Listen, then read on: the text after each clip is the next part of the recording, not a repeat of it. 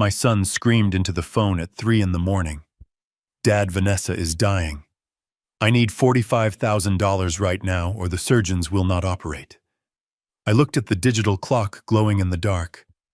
I listened to the background noise on the line.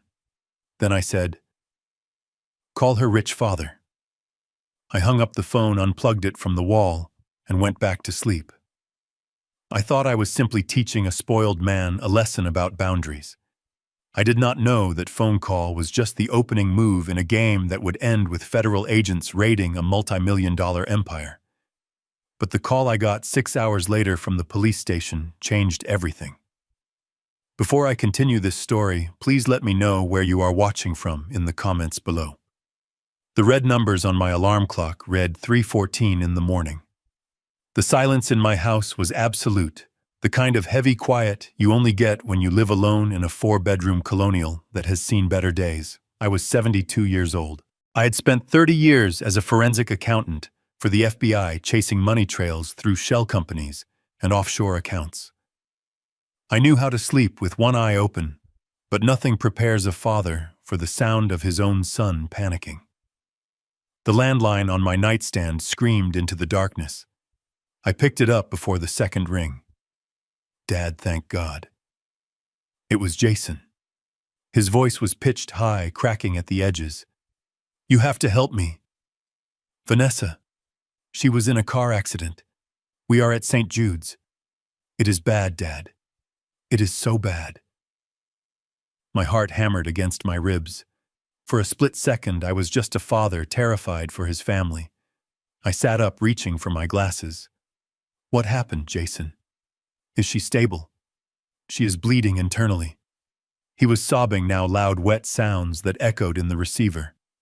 "The insurance is denying the claim because of a lapse in the policy. They need $45,000 up front for the emergency surgery, or they are going to stabilize her and transfer her to the county hospital. She will die on the way, Dad. You have to wire it. I need your card number right now." I paused. My hand hovered over the lamp switch. $45,000. Immediate transfer. Refusal of service without payment. The adrenaline in my system began to cool, replaced by the icy, familiar sensation of my old life. I closed my eyes and focused not on my son's words, but on the sounds behind him. I expected to hear the rhythmic beeping of heart monitors. I expected the squeak of rubber soles on linoleum, the distant PA system calling for doctors, the chaotic hum of an emergency room. Instead, I heard wind. It was a low distortion, a buffeting sound like air rushing past a microphone, and behind that, a rhythmic metallic clanking. Clank, hiss, clank. Jason. I kept my voice flat, devoid of the panic he was trying to induce. "You are at St. Jude's Medical Center." "Yes, Dad, hurry. St. Jude's is a nonprofit trauma center. They are legally required to stabilize critical patients regardless of ability to pay. They do not demand credit card numbers over the phone while a patient is bleeding out." There was a millisecond of silence on the line. A glitch in his performance. "This is different, Dad. It is a specialist surgeon. He is out of network. He will not scrub in without a deposit. Just give me the damn number. Do you want Vanessa to die?" I looked at the empty side of my bed, where my wife used to sleep. I thought about the dinner we had last week, where Vanessa had spent 2 hours bragging about her father, Richard Sterling. She had shown off a diamond bracelet she claimed cost more than my car. She had called my house quaint and my retirement modest. "If she needs a specialist, Jason, then you should call Richard." "What?" "Call her father.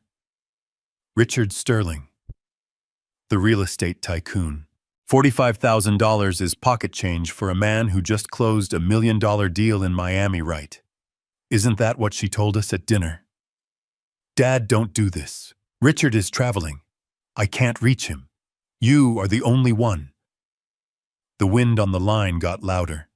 The metallic clanking sound happened again, closer this time. It sounded like a tire iron hitting pavement. "You are lying, Jason." "Excuse me." The sobbing stopped, instantly replaced by a tone of cold aggression I recognized all too well. You are not in a hospital. I can hear the wind.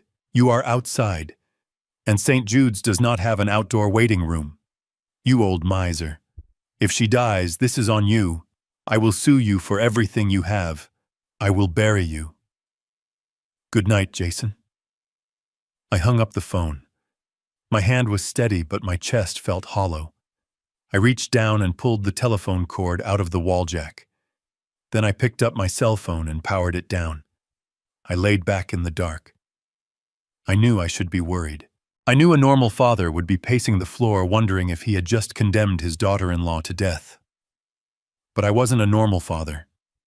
I was a man who had spent decades looking at balance sheets and spotting the one number that didn't fit. The numbers didn't fit. Jason had been unemployed for 2 years, though he tried to hide it. Vanessa spent money she didn't have. And that background noise. That wasn't a hospital. That was the sound of a hustle. I went back to sleep. It took me an hour, but I forced myself to drift off. It was a discipline I learned years ago. Panic solves nothing. Logic solves everything. The sun was streaming through the sheer curtains when I woke up. It was 8 o'clock. The house was still. The silence of the morning felt different than the silence of the night. It felt heavy with consequence. I walked to the kitchen and started the coffee maker. The smell of dark roast filled the air, grounding me. I poured a cup black and sat at the small kitchen table. Only then did I turn my cell phone back on. It buzzed immediately. Not a text from Jason. Not a missed call from a hospital. Unknown caller. I waited. It rang again. This is Gideon Blackwood. Mr. Blackwood. This is Sergeant Kowalski from the 4th Precinct. I took a sip of coffee. The liquid was scalding hot. I didn't flinch. Is this about my son, Jason? Yes, sir. We have him in custody. Is he hurt? No, sir. He is physically fine. And his wife, Vanessa. Is she at St. Jude's? There was a pause on the line, a shuffling of papers. No, sir. She is in the cell next to him. She is fine, too. A bit dirty, but uninjured. I felt a knot loosen in my stomach, a knot I hadn't admitted was there. They were alive. They were safe. And I was right. What are the charges, Sergeant? Grand larceny, attempted insurance fraud, and destruction of private property. I closed my eyes. Destruction of property, Mr. Blackwood. We need you to come down here. It concerns your vehicle, the 1968 Mercedes. I set the coffee cup down. My hand trembled just once. That car was the only thing I had left of my glory days. I had restored it bolt by bolt. I had let Jason borrow it yesterday because he said he had a job interview and wanted to look professional. I will be there in 20 minutes.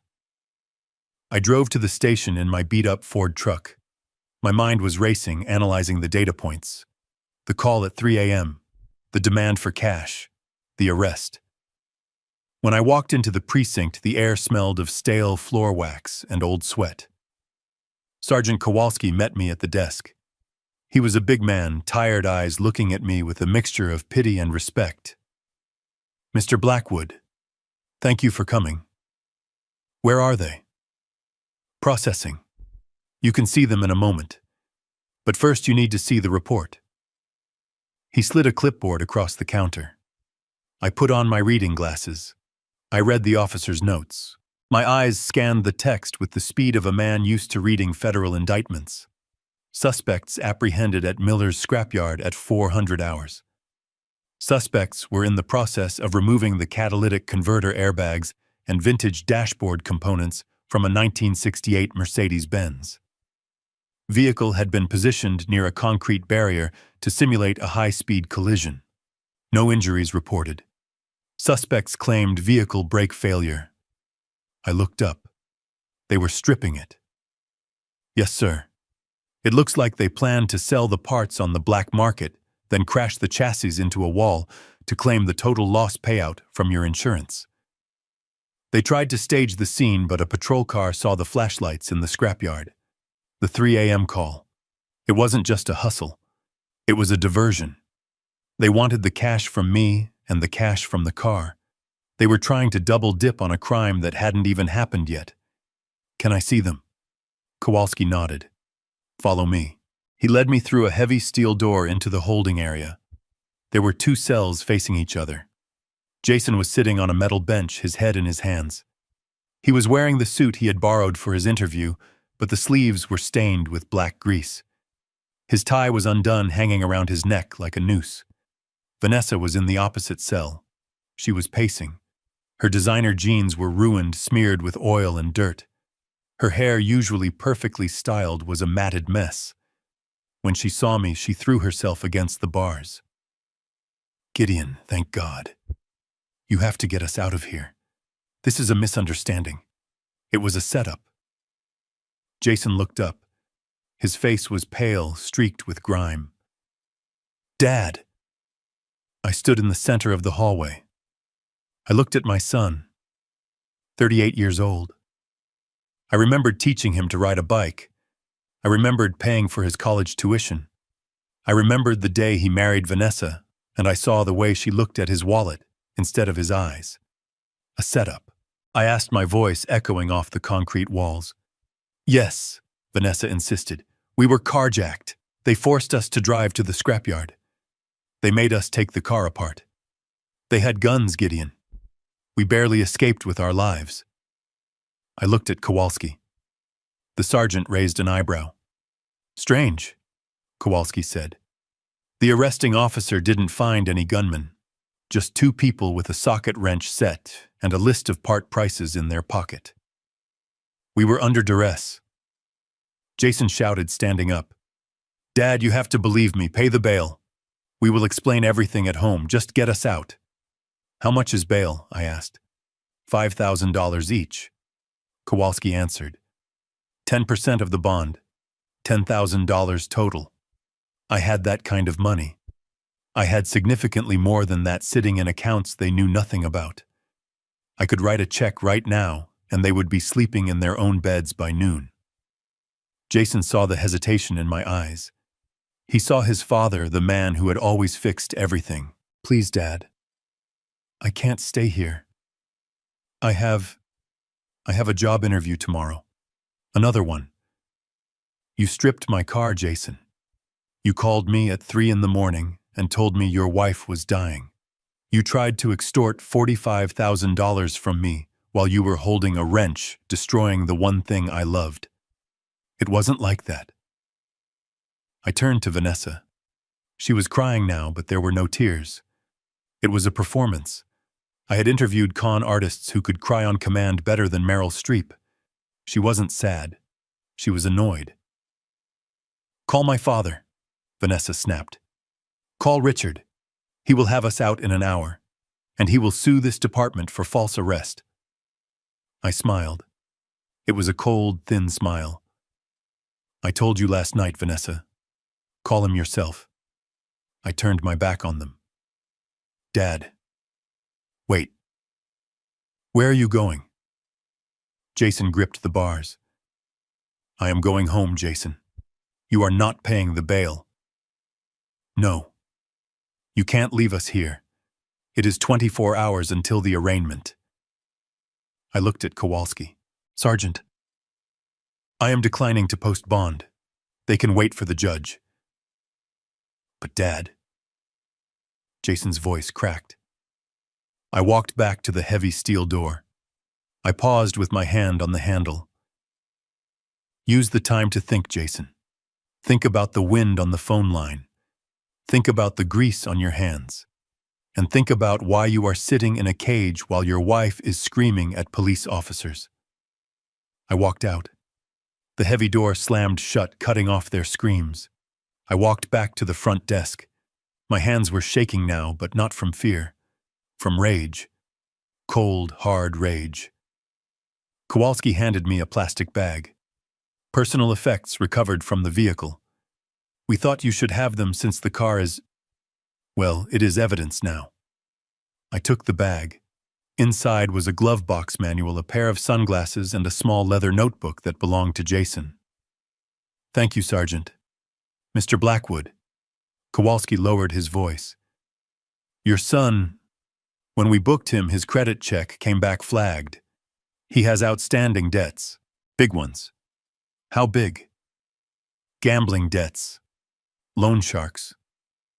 That is why they were stripping the car. They were desperate. I nodded. It fit the pattern. The desperation. The erratic behavior. The lie about the surgery. Thank you. I walked out into the bright morning sun. The world looked the same as it had an hour ago, but my world had completely collapsed. My son was a criminal. My daughter-in-law was an accomplice, and I was the target. I got into my truck and threw the plastic bag on the passenger seat. The leather notebook slid out. I picked it up. I opened it. It wasn't just a diary. It was a ledger. Jason had been keeping track of his debts, but on the last page there was a list of my assets, my house, estimated value $850,000, my pension, my life insurance policy, and next to the life insurance policy in Vanessa's handwriting was a note, if he has a heart attack, payout doubles. I sat in the parking lot of the police station, and I felt a chill that had nothing to do with the air conditioning. They hadn't just wanted the car. They hadn't just wanted the cash. They were counting my assets like an inheritance they were already spending. I started the engine. I wasn't going home to cry. I was going home to work. I had been a forensic accountant for 30 years. I knew how to follow a paper trail. And if my son and his wife wanted a war, they were about to find out why the FBI used to call me the auditor. I drove toward my house, but I didn't park in the driveway. I parked down the street. I watched my own home for a moment, looking for anything out of place. Paranoia is a survival skill. I went inside and went straight to my study. I unlocked the bottom drawer of my desk and took out my old laptop. It was encrypted, secure, and disconnected from the house Wi-Fi. I logged into the credit bureau database. I still had my ways. I still had my contacts. I typed in Jason Blackwood. The screen filled with red. Defaulted loans, maxed out credit cards. But then I saw something that made me freeze. A joint account. Opened 3 months ago. Name Jason Blackwood and Richard Sterling. I stared at the screen. Richard Sterling. The billionaire real estate mogul. The man Vanessa worshipped. Why would a billionaire open a joint account with my unemployed son? I clicked on the details. The account was overdrawn, heavily. But the transaction history was strange. Deposits from shell companies, withdrawals to offshore gambling sites. And then I saw it. The address listed for Richard Sterling's business, Sterling Global Holdings. It wasn't a skyscraper in downtown. It was a P.O. box in a strip mall in Nevada. I leaned back in my chair. The pieces clicked together with the satisfying snap of a loaded gun. Richard Sterling wasn't a billionaire. He was broke. He was a fraud. And he was using my son as a bagman to move dirty money. Jason wasn't just stripping my car for pocket change. He was trying to cover a hole in a sinking ship that was about to drag my entire family to the bottom of the ocean. My phone rang. It was Richard Sterling. I looked at the ID. I let it ring 3 times. Then I answered. Gideon. His voice was smooth, cultured fake. I heard about the unfortunate misunderstanding with the police. I am on my way to your house. We need to talk. Man to man. I looked at the computer screen at the red numbers that proved he was a liar. Come over, Richard, I said. I will put the coffee on. I hung up.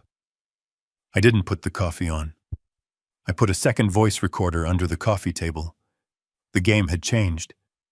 They thought they were playing checkers with a senile old man. They didn't know I was playing 4D chess, and I had just seen their king was exposed. The next 24 hours were going to be the longest of their lives, and the most expensive. I sat in my leather armchair, the one facing the front window, and waited. I had placed the voice recorder carefully under the coffee table, secured with a strip of duct tape so it would not slide if someone kicked the leg. The house was quiet, but it was the silence of a trap waiting to be sprung. I checked my watch. It was a Timex, simple, reliable, and completely unpretentious, unlike the man who was currently pulling into my driveway. A silver Bentley glided to a halt in front of my house. It was a beautiful machine. Too beautiful for a Tuesday afternoon in a working-class suburb. I watched through the slats of the blinds. The car did not have a permanent license plate, just a paper temporary tag taped to the rear window. A rental. Or a lease on its last warning. Richard Sterling stepped out. I had to give him credit, the man knew how to make an entrance. He was wearing a cream-colored linen suit that probably cost more than my first car. His hair was silver and perfectly coiffed, swept back in a way that suggested he spent a lot of time looking in mirrors. He adjusted his jacket, shot his cuffs, and marched toward my front door with the air of a general inspecting the barracks of a disappointing subordinate. He didn't knock. He rang the doorbell 4 times in rapid succession. I took a sip of my coffee, counted to 10, and then slowly rose to answer it.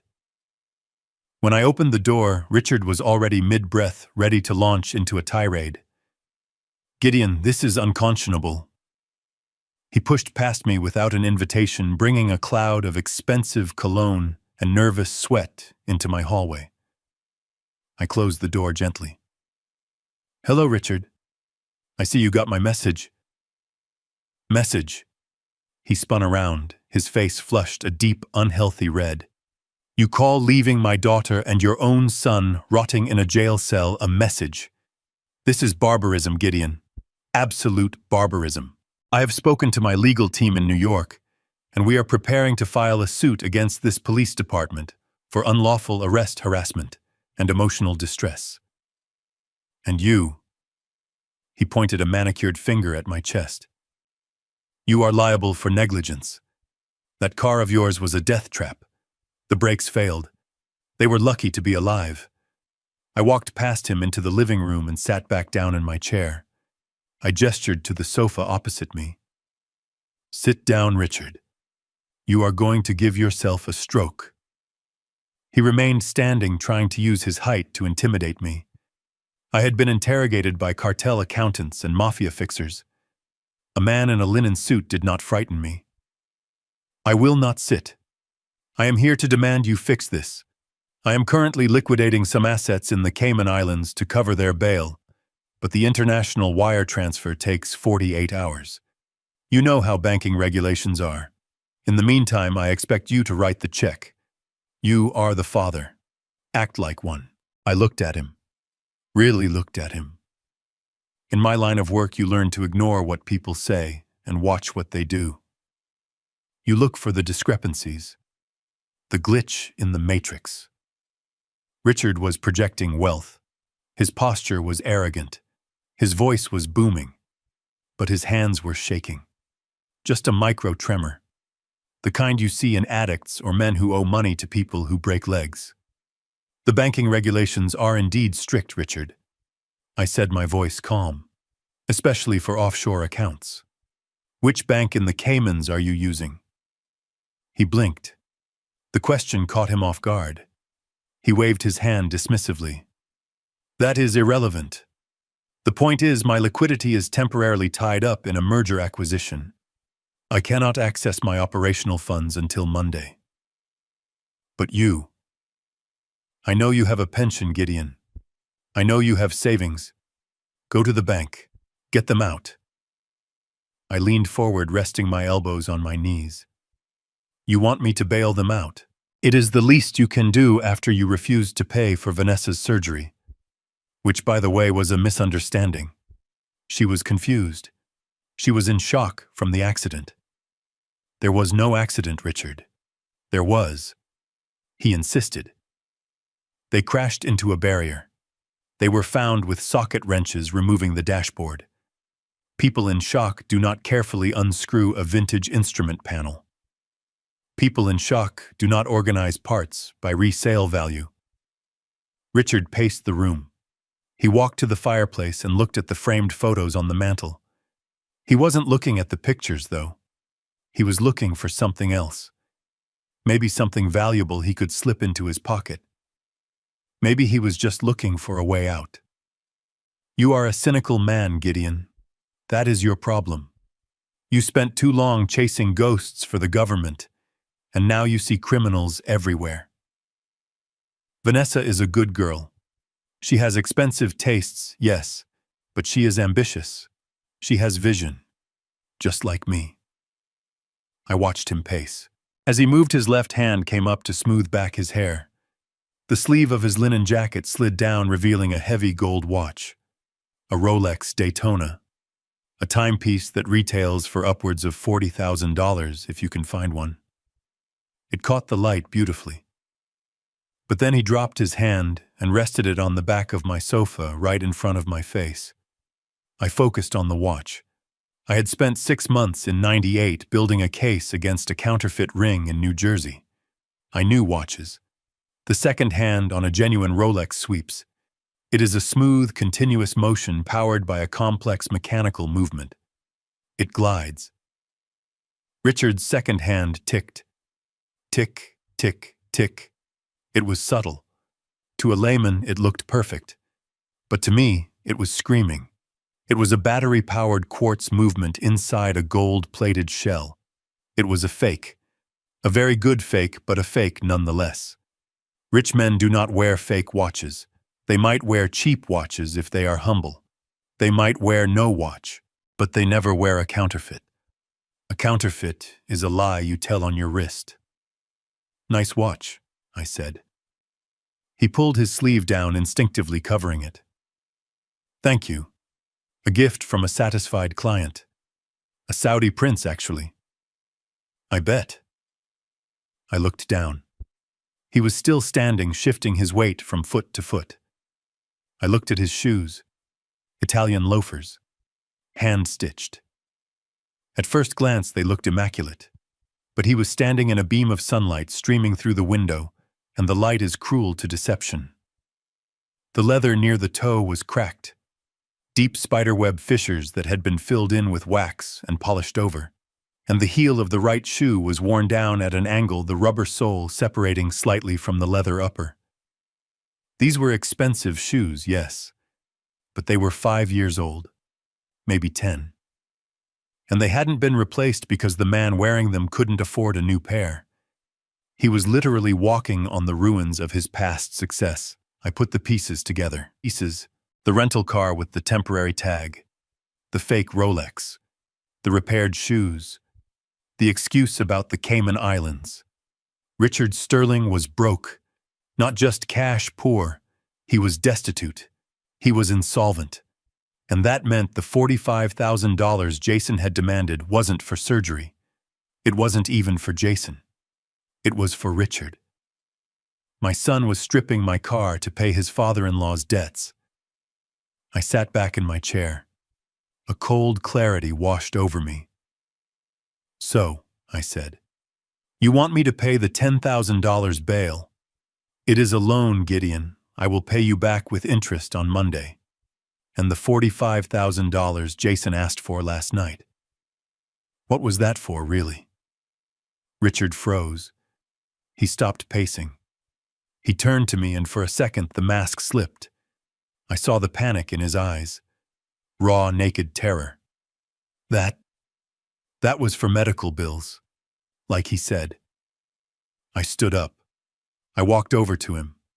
I was 3 inches shorter than him, but in that moment I felt 10 feet tall. You are lying, Richard. You are lying about the bank. You are lying about the accident. And you are lying about your watch. He clutched his wrist.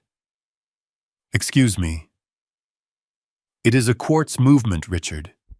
It ticks. A Saudi prince wouldn't give you a battery-powered Rolex. He would give you the real thing, or he would have you beheaded for insulting him." Richard's face went from red to white. His mouth opened, but no sound came out. "And your shoes?" I continued looking down.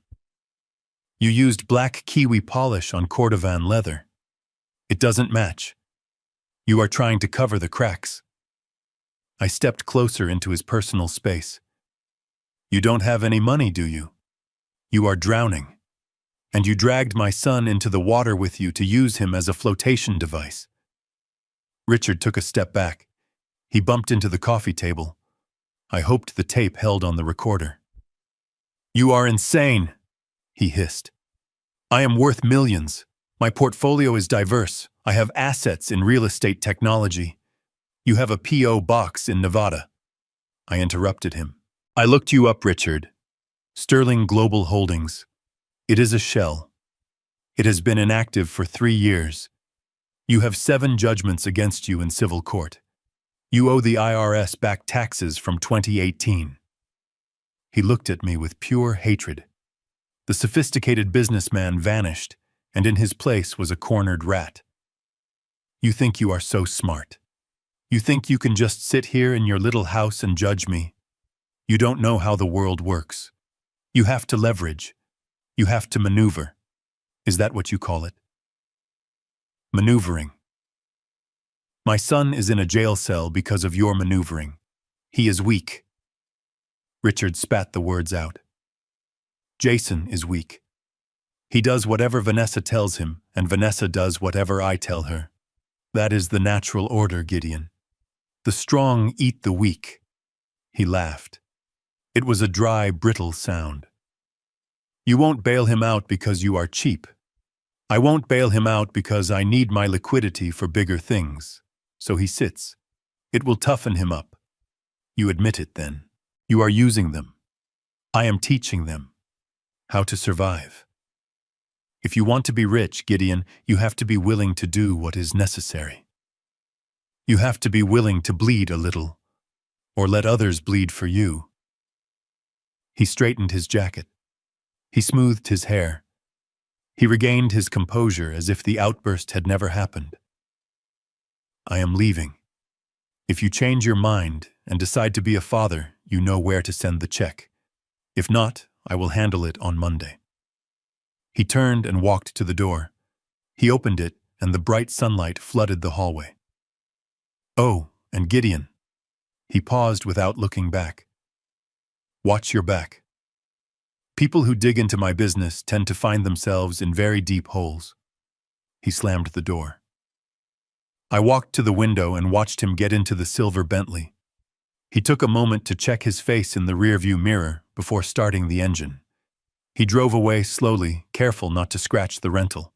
I went back to the coffee table. I reached underneath and peeled the tape off. I pulled out the recorder. The little red light was still blinking. I pressed stop. Then I pressed play. The strong eat the weak. The audio was crisp, clear, perfect. I walked into the kitchen and poured the rest of the coffee down the sink. I didn't need caffeine anymore. My blood was boiling on its own. He thought I was weak. He thought I was just an old man with a pension and a grudge. He didn't know I was the guy the Justice Department used to call when they couldn't find the body, but they knew where the money went. I sat down at the kitchen table and pulled out my phone. I dialed a number I hadn't called in 5 years. "O'Malley," I said when the voice answered. "Gideon." The voice was raspy, sounding surprised. "I thought you were dead or golfing." "Neither. I am working. I need you to open a file." "What kind of file?" "RICO. Racketeering, fraud, and conspiracy." "Who is the target?" "Richard Sterling. And my son." There was a long silence on the line. Then O'Malley spoke. "You are going after your own kid. He isn't my kid right now, O'Malley. He is a liability, and I am going to balance the books." I hung up. I looked at the empty chair across from me. Richard Sterling had made one fatal mistake.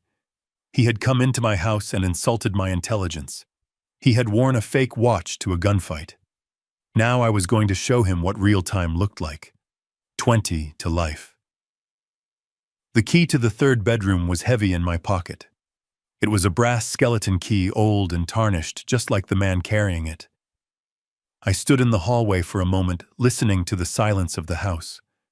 The confrontation with Richard had left a metallic taste in my mouth, the taste of adrenaline that hadn't fully metabolized. I walked to the end of the hall, past the photos of Jason's high school graduation and the framed needlepoint my wife had made 3 months before she died. I stopped at the door that had remained locked for 5 years. I inserted the key. The tumblers clicked with a heavy, satisfying thud. I pushed the door open. The air inside was stale dry and smelled of ozone and dust. The blinds were drawn tight, sealing the room in a permanent twilight. I flipped the switch on the wall. The overhead light flickered once and buzzed to life, revealing a room that looked more like a bunker than a home office. There were filing cabinets lining the walls, steel gray and fireproof. In the center of the room sat a massive mahogany desk, completely clear of clutter except for a single coaster and a computer tower that looked outdated to the untrained eye, but was actually a custom-built fortress of encryption. I walked over to the desk and ran my finger across the surface. A thick layer of gray dust coated the wood. I wiped it on my pants. I sat down in the ergonomic chair, and the leather creaked under my weight, a familiar sound that triggered muscle memory from decades of late nights and cold coffee. I pressed the power button. The machine hummed to life. The fans whirred, blowing a puff of dust into the air. I waited for the boot sequence. It was a Linux system, stripped down, secure, no bloatware, no tracking cookies, just pure processing power. I typed in my password. It was 24 characters long, a random alphanumeric string I had memorized in 1999 and never written down. Access granted. I wasn't just checking bank balances. I was about to perform a forensic autopsy on my own family. In my years with the Bureau, I had learned that people lie. Witnesses lie. Suspects lie. Even victims lie. But math never lies. Money leaves a trail, a slime trail, like a slug moving across a sidewalk. And if you know how to adjust the contrast, you can see exactly where it went and where it came from. I opened a secure browser. I didn't go to Google. I went to a portal used by private investigators and Skip Tracers, a database that aggregated public records, credit headers, and banking data. It was expensive to access, but I kept my subscription active. It was my only hobby. I started with Jason. I typed in his social security number. I hesitated for a fraction of a second before hitting enter. There is a specific kind of pain in investigating your own blood. It feels like violating a sacred covenant. But Jason had violated the covenant first when he tried to extort me at 3 a.m. I hit enter. The screen populated with data. It was a sea of red ink. I scrolled through his employment history first. According to the Bureau of Labor Statistics and his tax filings, Jason hadn't received a paycheck from a legitimate employer in 26 months. 2 years. For 2 years, he had been leaving his house every morning in a suit, carrying a briefcase and going, where? I pulled his credit card statements. The data stream was a timeline of a man unraveling. 2 years ago, the spending was normal. Groceries, gas, utilities. Then the paycheck stopped. The severance package hit a lump sum that lasted 4 months. After that, the descent began. I saw the cash advances. $500 here, $200 there. Interest rates of 24%. He was paying off one card with another, shifting the debt around like a shell game, hoping the music wouldn't stop. Then I saw the locations. The Lucky 7 Casino, the Golden Nugget, online transfers to DraftKings and FanDuel. It started small, $50 bets on Sunday football. Then it accelerated. Tuesday nights at the casino, Withdrawals at ATMs near the racetrack. I pulled up a graph of his withdrawals over the last 6 months. It looked like the EKG of a heart attack. Spikes of manic spending followed by flatlines of desperation. He wasn't just unemployed. He was a degenerate gambler. He was chasing the dragon, trying to win back what he had lost, digging the hole deeper with every hand. I looked at the timestamps. 3 a.m. withdrawals. 4 a.m. withdrawals. He was living a vampire existence, bleeding his future dry while the rest of the world slept. But gambling didn't explain everything. Gambling explains poverty. It doesn't explain the connection to Richard Sterling. I opened a new tab. I typed in Sterling Global Holdings. Richard had lied about his assets, but I needed to know the mechanics of his lie. I needed to know the architecture of his fraud. I pulled the corporate filings from Nevada, Delaware, and the Cayman Islands. It took me an hour to untangle the web. Richard had created a labyrinth of LLCs. Sterling Global owned Sterling Real Estate, which owned SG Development, which was a subsidiary of a shell company registered in a P.O. box in Panama. It was a classic structure designed to confuse auditors and hide the fact that there was no actual product, no buildings, no land, no technology. I looked at the cash flow, or rather, the lack of it. Richard was running a Ponzi scheme, a textbook pyramid. He was taking money from new investors, promising them 20% returns, and using that cash to pay dividends to the older investors, keeping the illusion of profitability alive while skimming off the top to pay for his Bentley and his linen suits. But the well had run dry. The inflow of new suckers had stopped about 6 months ago. The graph of his liquidity was a nosedive, and that was when Jason showed up in the data. I overlaid Jason's financial timeline with Richard's. The correlation was perfect. 3 months ago, Richard's personal accounts hit zero. He was facing eviction from his penthouse. 2 days later, Jason opened a joint account with him. I clicked on that account. Blackwood and Sterling Ventures. It sounded legitimate. It was anything but. I traced the deposits. Jason had deposited $20,000. Where did he get $20,000? If he was broke, I followed the routing number back. It was a personal loan. A high-interest unsecured loan from a company called Quick Cash Solutions. A predatory lender. Jason had borrowed money at 30% interest to give to Richard. Why?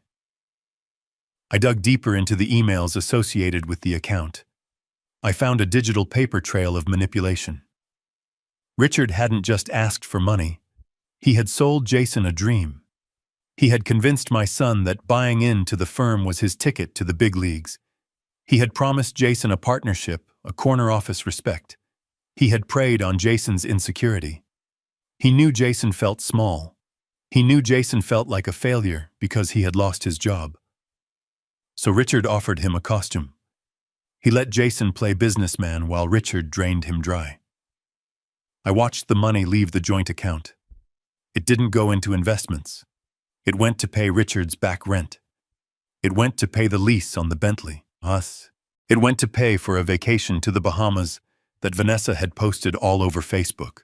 My son had gone into debt to pay for his father-in-law's tan. But $20,000 burns fast when you are pretending to be a millionaire.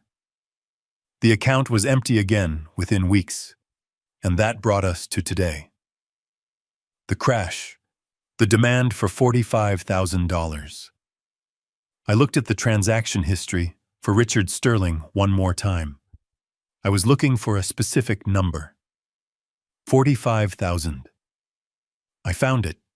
Not as a deposit, but as a demand. A judgment had been entered against Richard Sterling in civil court 3 weeks ago. A disgruntled investor had sued and won. The judgment was for $45,000. If Richard didn't pay by tomorrow, the court would issue a bench warrant for his arrest for contempt. That was the deadline. That was the emergency. Vanessa wasn't dying. Richard was about to go to jail, and he had sent his daughter and son-in-law out to rob me, to keep himself out of handcuffs. I sat back, rubbing my eyes. The cruelty of it was breathtaking. Richard was willing to let my son catch a felony charge to save his own skin. But there was one loose thread. I looked at the screen again. There was a recent inquiry on my own credit report. I frowned. I hadn't applied for credit in 10 years. My house was paid off. My truck was paid off. I paid cash for everything. I clicked on the inquiry. It was dated 4 days ago. Inquiry source: Ironclad Capital Lending. I knew Ironclad Capital. They weren't a bank. They were a hard money lender. The kind of place you go when the banks laugh you out of the room. They lent money against assets. Real, tangible assets. Why were they looking at my credit? A cold stone of dread formed in my gut. Hard money lenders don't check credit scores for fun. They check them when they are underwriting a loan secured by property. I navigated to the county recorder's website. Public records. Property liens. I typed in my address. 42 Maple Street. The search wheel spun. My heart beat in rhythm with the cursor. Search results 1: record found. I clicked it. A document opened on the screen. It was a deed of trust. A mortgage document. Recorded yesterday. Grantor Gideon Blackwood. Grantee Ironclad Capital Lending. Amount $350,000. I stopped breathing. $350,000. I scrolled down to the bottom of the PDF. I needed to see the signature. There it was. Gideon Blackwood. I stared at it. It looked like my signature. The loop of the G was wide. The B was sharp. To a clerk at the county office, it would pass. To a teller, it would pass. But I was a forensic analyst. I had spent a career looking at handwriting samples under a microscope. I zoomed in on the screen until the pixels blurred. A natural signature has flow. It has speed. The ink is lighter on the upstrokes and heavier on the downstrokes because the hand is moving in a fluid motion. This signature was flat. The line weight was consistent all the way through, and there were hesitations, micro tremors, little dots of ink where the pen had paused for a fraction of a second while the hand adjusted its position. This wasn't written. It was drawn. It was a tracing. Someone had taken a document with my real signature, probably an old birthday card or a check, and traced it onto this mortgage deed. I looked at the notary stamp. Paul Giamatti, Notary Public. I looked up Paul Giamatti. Not the actor. The notary. His license had been revoked 2 years ago for fraud. He was a ghost notary, a man who would stamp anything for $500. I looked at the witness signature. Jason Blackwood. My son. My son had forged my signature. He had stolen the deed to my house, and he had mortgaged it to a predatory lender for $350,000. The money hadn't been dispersed yet. Hard money loans take a few days to clear title and funding. That was the grace period. They were waiting for the wire. That explained the desperation. That explained the car. The $45,000 for the surgery was just the appetizer. It was the quick cash Richard needed to stay out of jail today. But the house. The house was the main course. Richard intended to take the $350,000, pay off his debts, and likely vanish, leaving me with a mortgage I couldn't pay on a house I had owned free and clear for 20 years. I would be evicted. I would be homeless. At 72 years old. And Jason had helped him. I felt a physical pain in my chest, sharp and jagged. It wasn't a heart attack. It was the feeling of the last tether of fatherhood snapping. I had excused the car stripping. I had excused the lies. I had told myself he was desperate, he was weak. He was influenced by his wife. But this was matricide by proxy. This was a calculated attempt to destroy my life to feed a con man. I printed the document. The printer whirred in the quiet room, spitting out the proof of my son's betrayal. I picked up the paper. It was still warm. I looked around the office. The dust motes dancing in the light of the monitor seemed to freeze. I wasn't a father anymore. I was an auditor. And I had just found a massive discrepancy in the books. I needed to trace the wire instructions. If the loan had been approved, the money was scheduled to move. I checked the status on the lender's portal using the loan number from the document. Status approved. Funding scheduled tomorrow, 9:00 a.m. Tomorrow morning. I had less than 24 hours to stop a wire transfer that would bankrupt me. But stopping it wasn't enough. If I just called the lender and claimed fraud, they would freeze it, investigate it, and Richard would slip away. He would find another mark. He would disappear, and Jason would be left holding the bag, claiming ignorance, claiming he was tricked. No. I didn't want to just stop the money. I wanted to catch them reaching for it. I wanted Richard Sterling to walk into a room thinking he was a king and walk out in handcuffs. I needed to let them think they had won. I picked up my phone. I dialed O'Malley's private line again. "Did you open the file?" I asked. "I did." O'Malley sounded worried. "Gideon, are you sure about this? I am sending you a document. A deed of trust. It is a forgery." "Jesus, Gideon. They mortgaged your house." "Yes. Funding is scheduled for tomorrow morning. We need to file an injunction immediately. We need to call the lender." "No." "What do you mean, no? If we call the lender, the deal dies quietly." Richard walks. "So what do you want to do?" "I want to let the closing happen." "Are you insane? If that money moves, it won't move to them. I want you to contact the lender's fraud department. Use your contact at the bureau. Tell them we are cooperating. Tell them to issue the clear to close. Tell them to generate the wire confirmation number. You want to sting them. I want a controlled delivery. I want Richard Sterling to sign the final disbursement papers. I want his fingerprints on the check. I want Jason to witness it." "Gideon, this is high risk.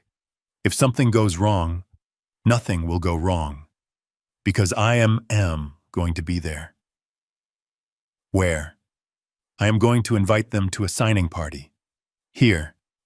At the house they think they just stole. You are going to invite the man who tried to rob you to dinner. Not dinner, O'Malley, a closing ceremony. I am going to tell them I have decided to sell. I am going to tell them I am giving up. I am going to play the senile old fool one last time. And then I am going to introduce them to the real owner of the debt." "Who is that?" "The Federal Bureau of Investigation." I hung up. I looked at the forged signature one last time. Gideon Blackwood. It looked weak, shaky. I took a pen from my desk.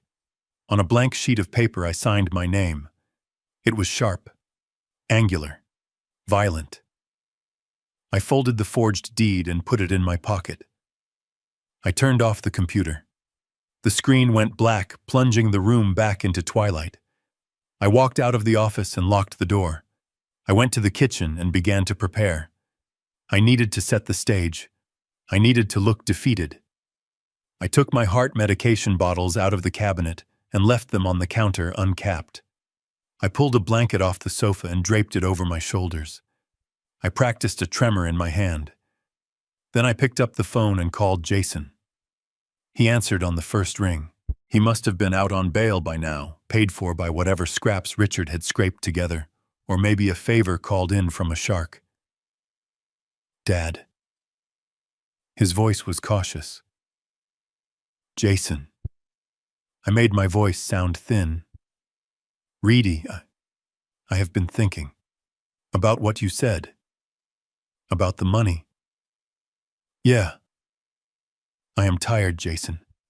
I am so tired. The police, the car.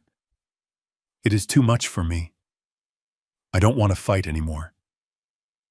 Dad, are you okay? You sound... I am old, Jason. I realized that today. I can't manage this house anymore. I can't manage my affairs. There was a silence on the line. A hungry silence. What are you saying, Dad? I want to sell. I want to sell the house. I want to give you the money. For Vanessa.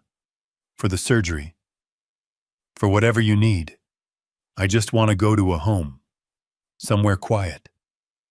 I heard him cover the phone. I heard muffled, excited whispering. He was telling her. He was telling Richard. The fish had taken the hook. That is a good decision, Dad. We can help you. Richard knows investors. He can buy the house cash, fast close, no inspections. Good. That is good. Tell him to come over. Tonight. Bring the papers. I will sign whatever you want. Tonight. Yes. Before I change my mind. Before I... forget. Okay, Dad. We are coming. We will be there in an hour. Okay, son. Hurry. I hung up. I walked to the window and looked out at my front lawn. The grass was green. The oak tree I had planted 30 years ago was tall and strong. They thought they were coming to harvest. They didn't know they were walking into a threshing machine. I sat on the porch in the gathering dark waiting for the headlights. I had called the bail bondsman an hour ago. It cost me $10,000 non-refundable to get them out, plus the collateral signature I had to fake a tremor to sign. It was a lot of money to spend on 2 people I planned to send to federal prison, but you cannot stage a play without the actors. They needed to be here. They needed to be desperate, and they needed to believe I was their savior. When the taxi finally pulled up to the curb, it looked like a hearse delivering the living dead. The door opened, and Jason stepped out. He looked worse than he had in the cell. His suit was rumpled beyond saving the grease stains on the cuffs, now dark and set. He walked with a slump, his shoulders curved inward as if he were trying to protect his vital organs from a blow he knew was coming. Vanessa followed him. She had tried to clean up in the precinct bathroom, but the result was just a smearing of the grime. Her mascara had run into the fine lines around her eyes, creating a mask of exhaustion. She wasn't carrying her designer purse with the arrogant swing she usually had. She was clutching it to her chest like a shield. I didn't stand up. I stayed in the rocking chair, the woolen blanket draped over my knees, my hands resting on the armrests with a deliberate, practiced shake. I let my mouth hang open slightly, just a fraction of an inch, the way I had seen my own father do in his final months. Dad. Jason's voice was a croak. I looked at him. I let my eyes lose focus for a second, before sharpening on his face. Jason. Is that you? He ran up the steps and threw himself at my feet. It was a dramatic gesture, one he must have rehearsed in the back of the taxi. He grabbed my knees, burying his face in the blanket. I am so sorry, Dad. I am so sorry. You were right. We should have told you. We should have told you everything. I patted his head. My hand felt the grease in his hair. It was repulsive, but I forced myself to stroke his hair like a comforting parent. It is okay, son. I paid the man. You are home now. You are safe. No. Vanessa climbed the steps behind him. She didn't kneel. She stood there shivering in the warm night air. Her eyes were wide, darting around the yard, looking at the shadows of the trees, as if gunmen were hiding in the hydrangeas. We are not safe, Gideon. We are not safe at all. Jason looked up. His face was wet with tears and snot. Real tears this time. Fear is a powerful diuretic for the truth. She is right, Dad. The police are the least of our problems. The people we owe money to, They aren't banks. They aren't credit card companies.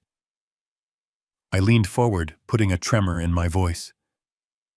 Who are they, Jason? Who did you borrow money from? He couldn't say it. He looked at Vanessa. She took a step closer and lowered her voice to a harsh whisper. Ironclad Capital. And a man named Vinny. We borrowed $45,000 from Vinny to pay the interest on the other loans. It was due today, Gideon. Today. That is why we needed the money last night. That is why we tried to use the car. She started to cry, dry, heaving sobs that racked her thin frame. They told us if we didn't pay by midnight, they would come for us. They said they would hurt Jason. They said they would hurt Olivia. I felt a cold spike of rage at the mention of my granddaughter, but I pushed it down. I needed to stay in character.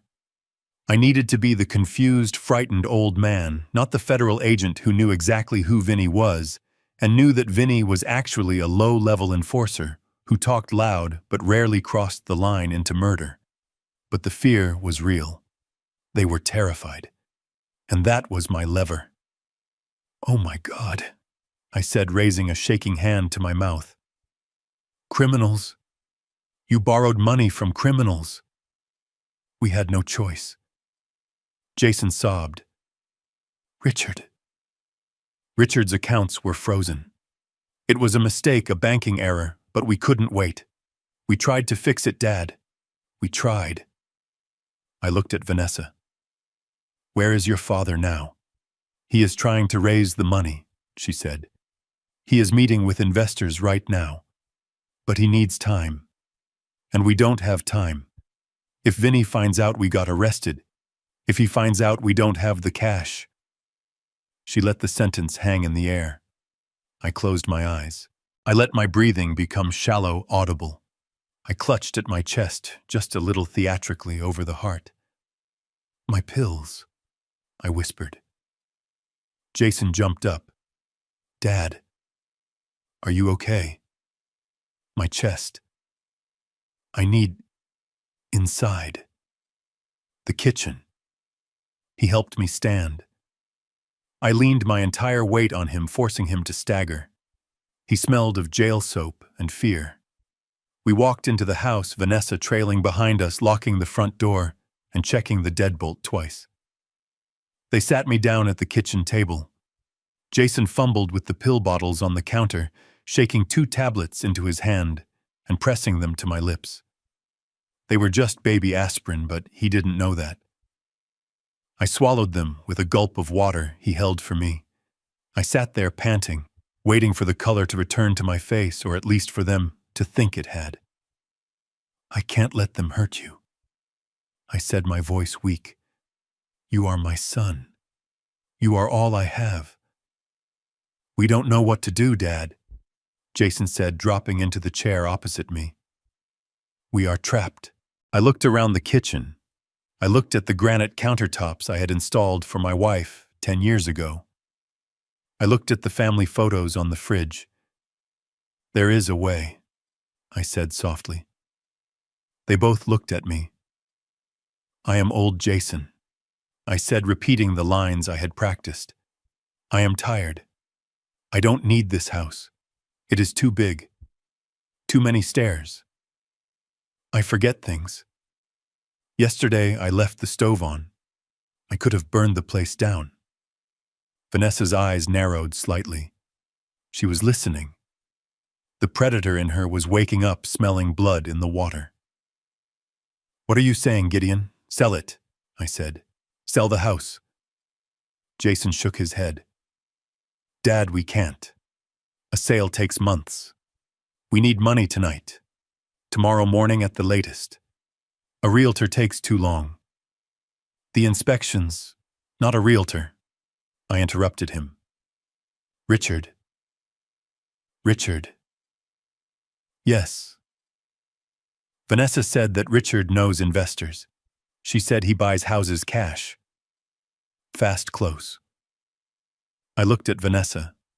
She was staring at me and I could see the gears turning in her head. She was wondering if I was senile or just desperate. She looked at my shaking hands. She looked at the pill bottles. She decided I was broken. "Yes," she said slowly. "My father has a private equity fund. They buy distressed assets. They can close in 24 hours, sometimes less." "Call him," I said. "Tell him to buy the house. I don't care about the price. Just give me enough to pay these men, to pay Vinny, to save my son." Jason looked at his wife. Then he looked at me. "Dad, are you sure? This is your home. Mom loved this house." I reached out and took his hand. It was cold and clammy. "Mom is gone, Jason. And I will be gone soon too. My heart, the doctor said, it isn't good. I don't want to die leaving you in debt. I don't want to die knowing thugs are hunting you. Let me do this. Let me be a father one last time." Tears welled up in his eyes again, but this time they weren't fear. They were relief and guilt, a deep, toxic guilt that he would bury under the money. "Okay, Dad. Okay." Vanessa was already on her phone. She had moved to the corner of the kitchen, her back to us, whispering furiously. I caught snippets of it. He agreed. "Yes, tonight. Bring the notary. No, he is ready. He is scared." She turned back to us. Her face was composed, but her eyes were gleaming with triumph. "He is coming," she said. "He was at a dinner, but he is leaving now. He is bringing the papers. He says he can wire the funds to Vinny directly as soon as you sign. He can make the problem go away tonight." "Thank God," I whispered. I slumped back in the chair, closing my eyes. Jason sat there watching me. I wondered if he saw the man who had raised him, or if he just saw a signature on a page. "Dad," he said softly, "where will you go?" I kept my eyes closed. The nursing home, the one on Elm Street. They have a room. I called them last week. I think it is time. You called them. I get confused, Jason. I get lost in the hallways sometimes. I am afraid. It was a lie. I was as sharp as a razor. But it was the lie they wanted to hear. It confirmed their narrative. It justified their theft. See, they would tell themselves, he wanted to go. We are just helping him. Good. That is good, Dad. We will visit you every day. I nodded. Go wash up, son. You look terrible. Put on one of my old suits. If Richard is coming, we should look respectable. He nodded and stood up. He looked at Vanessa. She gave him a small, tight nod. They had won. The siege was over. The castle gates were open. They left the room to get changed. I sat alone in the kitchen. I stopped shaking my hand. I opened my eyes. I looked at the clock on the stove. 7:30. Richard would be here by 8:30. I needed to make one more call. I pulled a burner phone from my pocket. I had bought it cash 2 years ago for situations exactly like this. I dialed a number that didn't appear in any phone book. It picked up on the first ring. Agent Miller. It is Blackwood. Gideon. We got the packet you sent over. The credit analysis on Sterling. It is solid work. I know it is. I am about to give you the rest. What do you mean? Sterling is coming to my house. In 1 hour. He is bringing a fraudulent deed of trust and a wire transfer authorization for $350,000. He is going to try to execute a mortgage fraud scheme in my kitchen. We can't move that fast, Gideon. We need a warrant. We need probable cause. I am giving you probable cause. I am the victim. I am inviting you in. It is risky. If he smells a rat, he walks. He won't smell a rat. He smells money. He is desperate, Miller. He has a bench warrant executing tomorrow morning for civil contempt. He needs this cash to stay out of jail. He will be careless.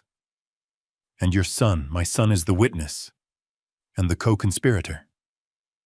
Gideon, are you sure you want to do this? Once we step through that door, I know what happens, Miller. Just have your team down the street. No sirens, no lights. I want him to sign the papers. I want the ink wet. Then you come in, okay? We will be there. 8:30. I hung up and destroyed the SIM card, dropping the pieces into the garbage disposal. I stood up and walked to the sink. I splashed cold water on my face. I looked at my reflection in the dark window. I looked old. I looked tired. Perfect. I heard footsteps on the stairs. Jason was coming back down wearing my gray suit from 10 years ago. It was a little tight in the shoulders, but it made him look like the man he could have been if he hadn't been weak. "You look good, son." I lied. "Thanks, Dad." The doorbell rang. It was a sharp, aggressive sound. "That is him," Vanessa said, rushing down the stairs. She had changed into one of her own dresses she had left in the guest room. She had reapplied her makeup. She looked ready for a gala, not a felony. "Let him in, Jason," I said, sinking back into my chair and resuming my tremor. Jason walked to the door. I heard the lock turn. Richard Sterling swept into the house carrying a leather briefcase and wearing a fresh suit, a navy blue double-breasted number that screamed authority. He walked straight into the kitchen, ignoring Jason, ignoring Vanessa. He looked at me. He didn't see an adversary anymore. He saw a carcass. "Gideon," he said, his voice dripping with fake sympathy. "I got here as fast as I could. Vanessa told me the situation. It is tragic. Truly tragic. But we are family. And family cleans up each other's messes." He placed the briefcase on the table. The latches clicked open loud in the quiet room. He pulled out a stack of documents, thick legal paper bound with blue clips. "I have prepared everything. A standard purchase agreement, and an expedited power of attorney just to handle the transfer of funds to these creditors. We can have this nightmare over in 10 minutes. He uncapped a heavy fountain pen. It was a Mont Blanc. Probably fake, too. He held it out to me. Sign here, Gideon. And here. And here." I looked at the pen. I looked at his smiling, predatory face. I reached out my hand, shaking violently. "Help me, Jason," I whispered. "I can't hold the pen." Jason stepped forward. He put his hand over mine, steadying it. His hand was warm. "It is okay, Dad. Just sign your name. Just like you taught me." I looked at my son one last time. I gave him a chance, a final chance to stop. "Are you sure this is the right thing to do, Jason?" "Yes, Dad. It is the only way." I looked down at the paper. I signed. Gideon Blackwood. The signature was shaky, weak, pathetic. Richard snatched the paper away before the ink was dry. He signed his own name with a flourish. "Richard Sterling." "There," he said triumphantly. "Done. The house is safe. The money is on its way." He pulled out his phone. "I am authorizing the wire now. Vinny will have his money in 10 minutes. He tapped the screen. Wire initiated. He smiled at me, a shark's smile. "You did the right thing, Gideon. You can rest now. Go to your room. We will take it from here." I didn't move. I stopped shaking. I sat up straight. I placed my hands flat on the table. "Actually, Richard," I said, my voice suddenly clear, deep, and steady, "I think I will stay." Richard frowned. "What?" I said, "I am staying, and so are you." The confusion on his face was delicious. "What are you talking about, old man? You just sold me this house. It is mine. Get out." No, Richard. I didn't sell you the house. I just let you sign a confession. I looked at the window. Now, Miller. The front door didn't just open. It exploded inward. FBI federal agents, nobody move. The kitchen filled with men in windbreakers with yellow letters. Weapons were drawn. Richard dropped his phone. Jason screamed. Vanessa tried to run to the back door, but a female agent was already there blocking the exit. Richard Sterling. Agent Miller stepped into the light. You are under arrest for wire fraud, bank fraud, and racketeering. He looked at me. His eyes were wide with shock. You set me up. I stood up. I picked up the documents he had just signed. Forensic accounting, Richard. You follow the money, and sometimes you help the money find its way to jail. I looked at Jason. He was being handcuffed, his face pressed against my granite counter. He was looking at me, crying. Dad. I looked at him. I didn't feel sadness anymore. I just felt the cold, clean satisfaction of a ledger that finally balanced. I told you, son, I said quietly. Call her father. He is the one who handles things. I turned my back on them and walked out of the kitchen, leaving the chaos behind me. The air outside was fresh. The stars were bright. It was done.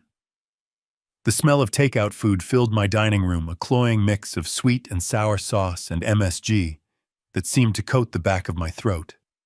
Vanessa had ordered it. She said she wanted to cook a celebratory meal, but there just wasn't time with all the arrangements being made. That was the first lie of the evening. The truth was she didn't want to dirty a kitchen she already considered hers. She wanted to keep it pristine for the listing photos she was probably already planning in her head.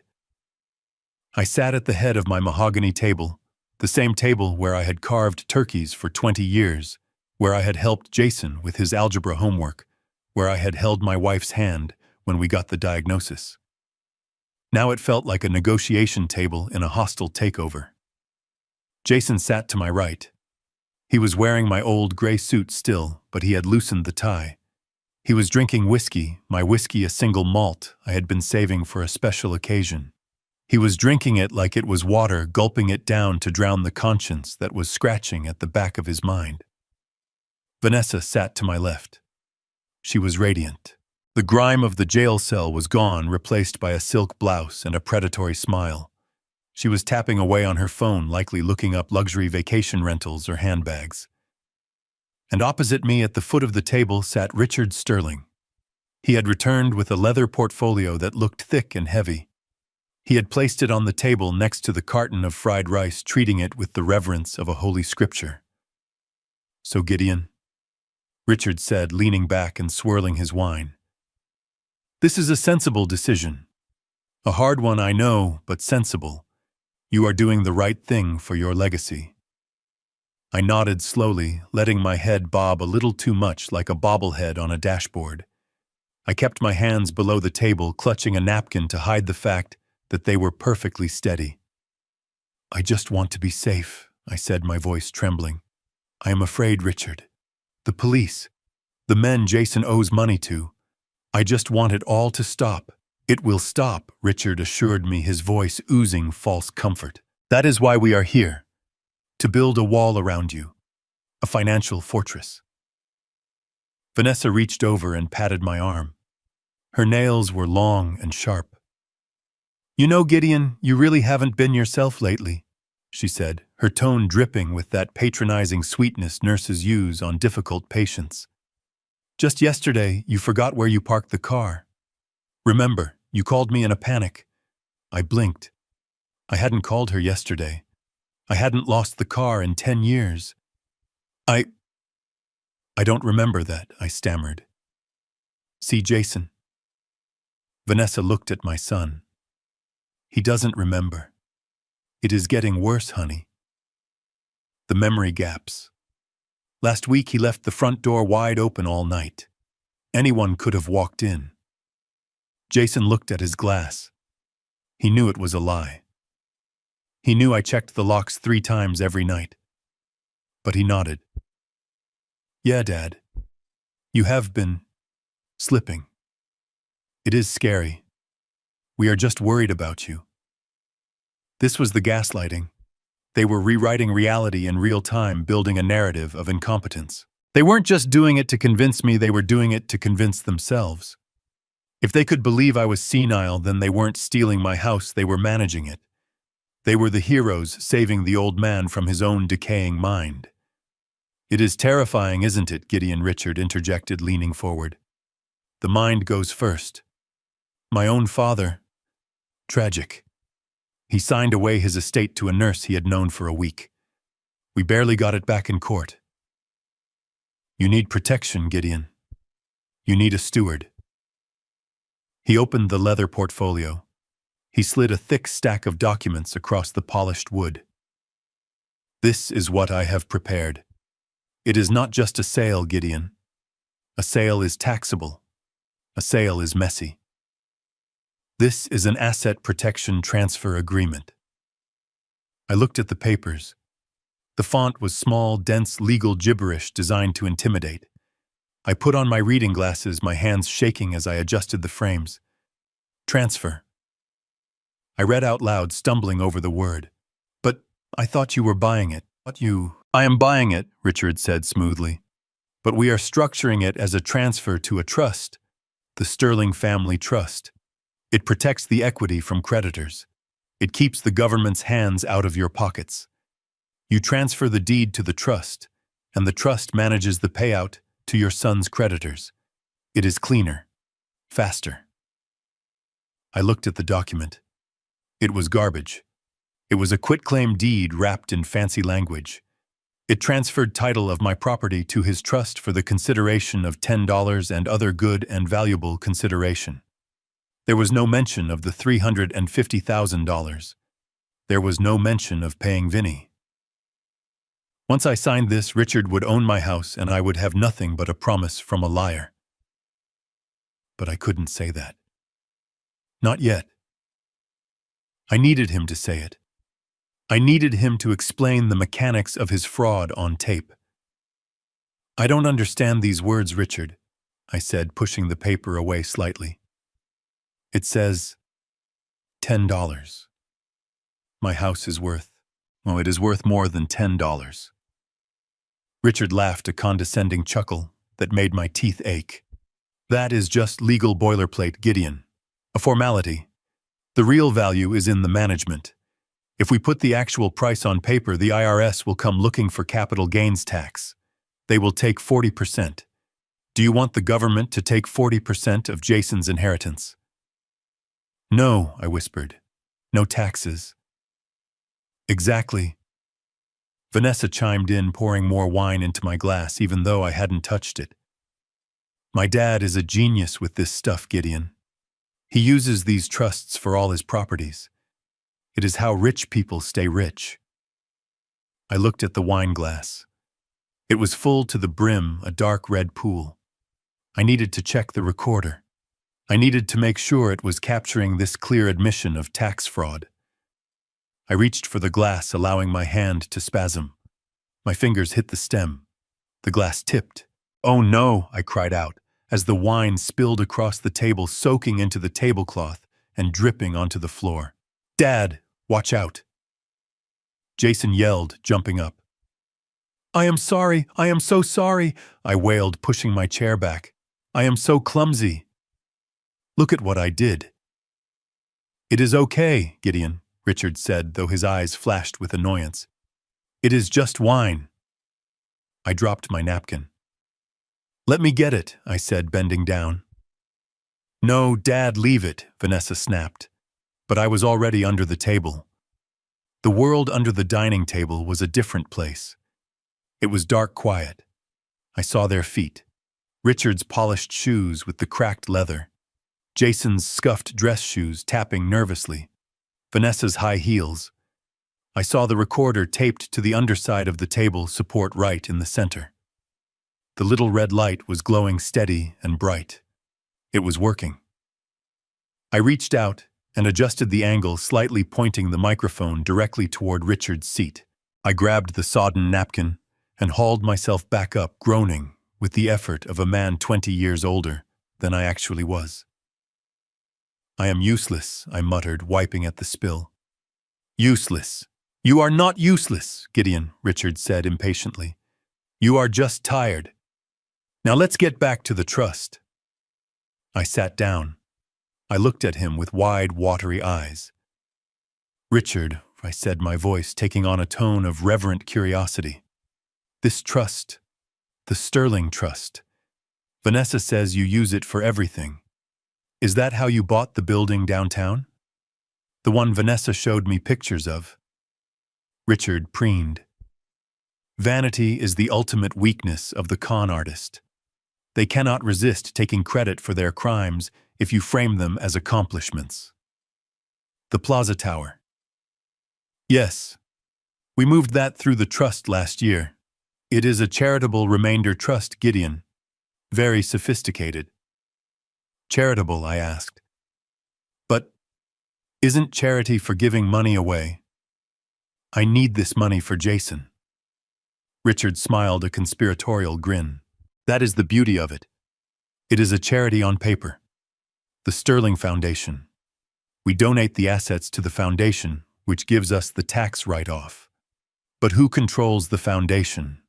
You do, I guessed. I do. And as the director of the foundation, I can allocate funds for administrative costs, salaries, consulting fees.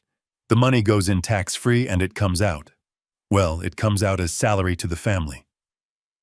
I felt a surge of cold satisfaction. He had just admitted to self-dealing wire fraud and tax evasion in 3 sentences. "So," I said, playing the fool, "if I give you my house, the money comes back to Jason as a salary." "Precisely," Richard said, tapping the table. "We hire Jason as a consultant. We pay him the value of the house over time. No taxes. No creditors can touch it. Vinny can't touch it because Jason doesn't technically own it. The foundation does." "And Vinny," I asked, "how do we pay him tonight?" "I have a slush fund," Richard whispered, leaning in. "Cash. Off the books. Off the wall. I will handle Vinny personally tonight. Once you sign." It was a lie. There was no cash. He was going to use the deed to get a hard money loan, probably the one Jason had already set up, and use that to pay his own debts. Jason would never see a dime. But the admission was beautiful. Slush fund.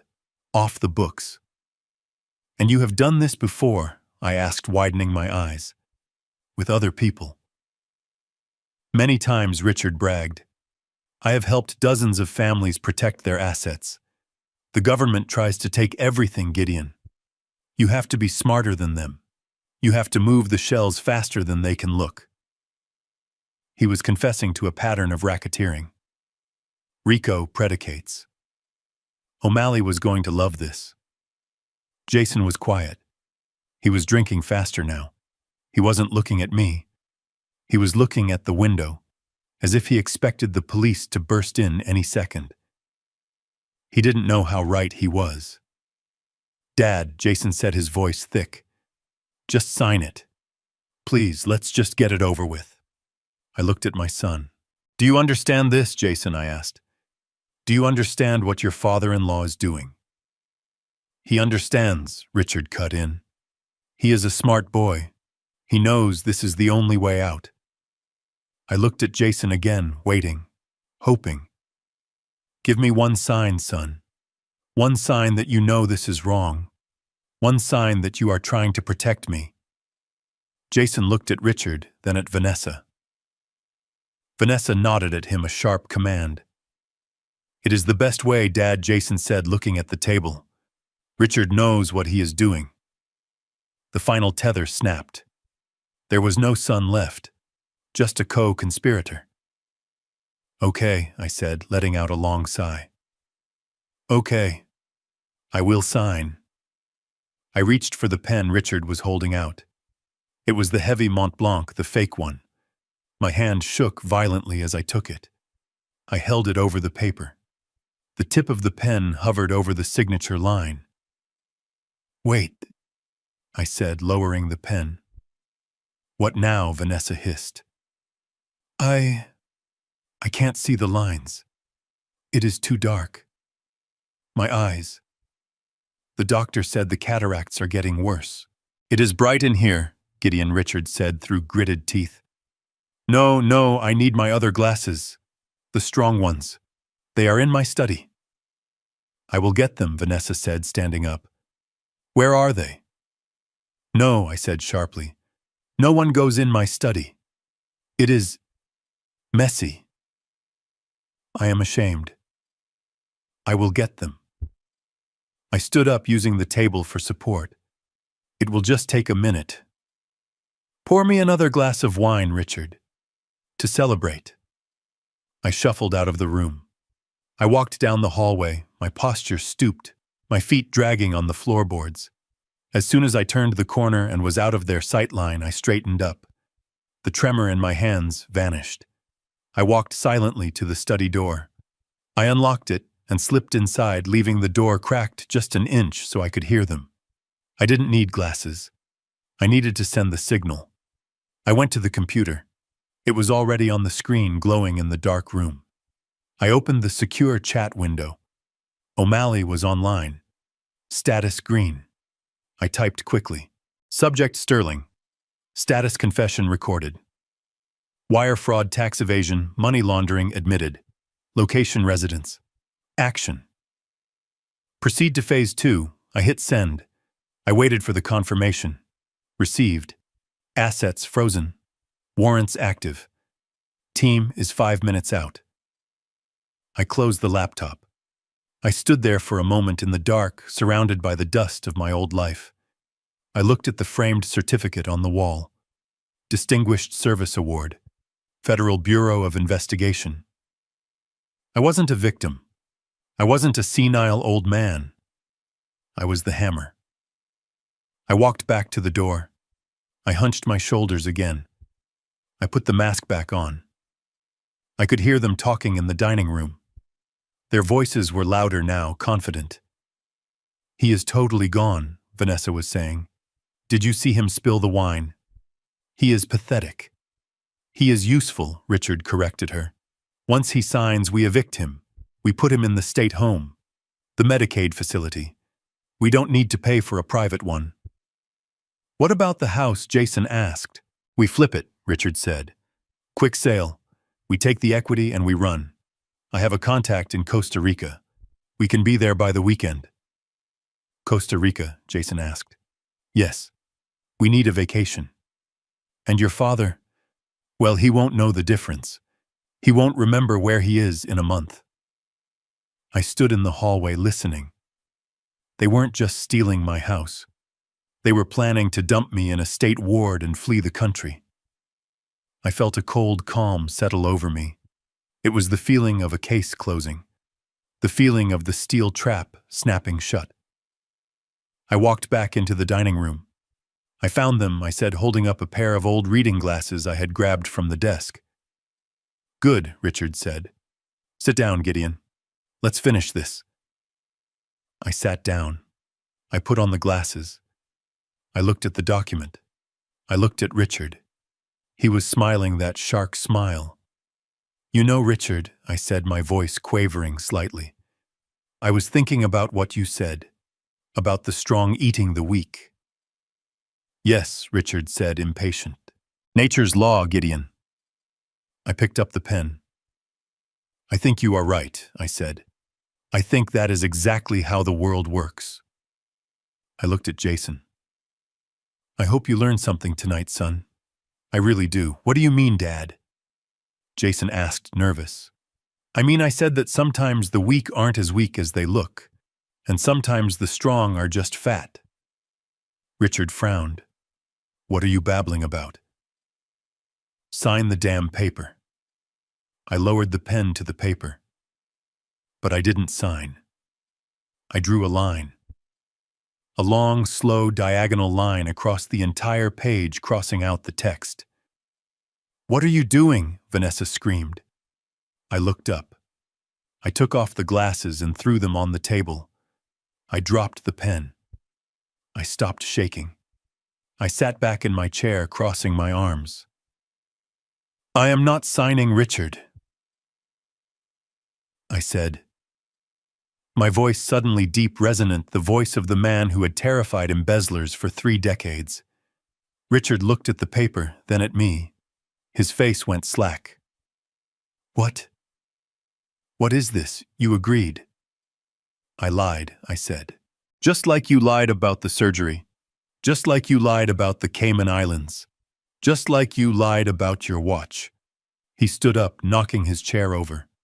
You senile old fool. You are making a mistake. Vinny will be here in an hour. He will break your legs. Vinny isn't coming, I said calmly. Vinny was arrested 20 minutes ago. Ironclad Capital was raided by the FBI this afternoon. The room went silent. Absolute dead silence. What Vanessa whispered. I looked at her. I know about the credit cards, Vanessa. I know about the loans. I know Jason forged my signature on the mortgage deed yesterday. Jason turned white. Dad. How? I am a forensic accountant, Jason. I track money for a living. Did you really think you could steal $350,000 from me and I wouldn't notice? I turned to Richard. And you? Sterling Global Holdings. A Ponzi scheme built on sand. You are insolvent, Richard. You have been broke for 3 years. You are using my son as a bagman to launder money for a loan shark because you ran out of investors to scam. Richard's face was purple. Veins bulged in his neck. Who do you think you are talking to? I will bury you. I have lawyers. You have a public defender in your future. I cut him off. And you are going to need a good one. Because I recorded everything. I pointed under the table. There is a voice recorder taped under there, Richard. You just confessed to tax evasion, wire fraud, and conspiracy to commit elder abuse. It is all on tape. Richard looked under the table. He saw the red light. He lunged. He scrambled for the recorder, tearing it loose. Give me that, he screamed.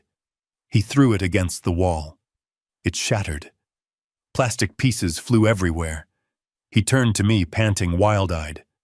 There, he roared. No evidence. It is your word against mine. And nobody believes a senile old man. I smiled. It was the smile of a hunter who has just watched the prey walk into the pit. That was a backup, Richard. The primary feed was live. Live. I pulled my phone out of my pocket. I held it up. The screen showed a call in progress. Duration 45 minutes. Who is on the phone? Vanessa whispered. I put it on speaker. Hello, O'Malley. Did you get all that? The voice from the phone was loud and clear. Every word, Gideon. The audio is crystal clear. And Agent Miller. Are you there? Yes, Mr. Blackwood. We are ready. Richard looked at the phone. He looked at the window. He ran. He bolted for the front door, scrambling over the fallen chair. He grabbed the handle and yanked it open. He didn't get far. Bright LED tactical lights flooded the hallway, blinding him. Federal agents' hands, where I can see them. Richard stumbled back, shielding his eyes. Men in body armor poured into the house. They moved with the precision of a machine. Richard was slammed against the wall. Handcuffs clicked. Vanessa screamed. Jason just sat in his chair staring at me, his mouth open, tears streaming down his face. Agent Miller walked into the dining room. He was a tall man with a grim face. He nodded to me. Mr. Blackwood, we secured the perimeter. Vinny gave up his whole operation an hour ago. He named Richard as his primary money launderer. I stood up. My knees didn't creak. My back was straight. Good work, Miller. I looked at Jason.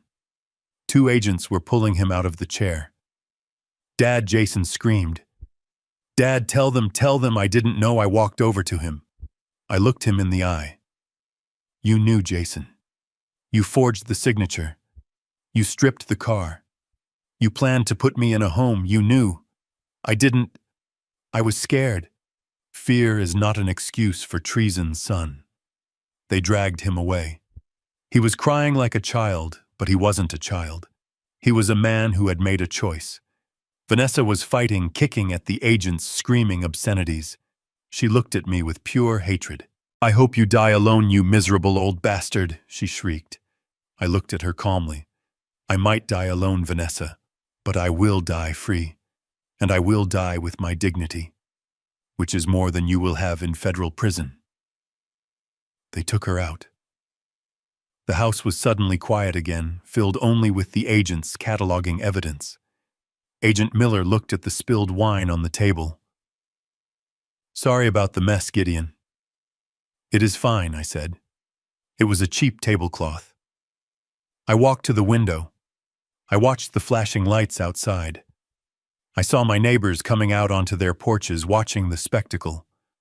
I saw Richard Sterling being shoved into the back of a squad car. His linen suit ruined his fake Rolex, glinting under the streetlights. I saw my son in the back of another car, his head bowed in defeat. I felt a pang of sadness, a deep ache in my chest. But it wasn't regret. It was the feeling of cutting off a gangrenous limb. It hurts, but it saves the body.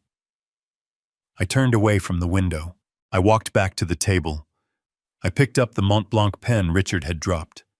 I broke it in half. Inside was a cheap plastic refill cartridge. Fake, just like them. I threw it in the trash. I was done being a victim. Tomorrow I would sell the house. I would buy the RV. I would see the Grand Canyon. But tonight I was going to finish my whiskey, and I was going to sleep like a baby. The morning sun sliced through the blinds of O'Malley's law office, creating bars of light and shadow across the mahogany conference table. It felt less like a place of business and more like a courtroom where the verdict had already been decided, but the defendants didn't know it yet. The air conditioner hummed a low, monotonous drone that did little to dry the sweat beading on my son's forehead. I sat in a high-backed leather chair playing with the handle of my cane. I didn't need the cane. I had bought it at a pharmacy on the way over just to add a touch of frailty to my performance. It was a prop just like this meeting was a prop, just like the deed of trust sitting in the center of the table was a prop.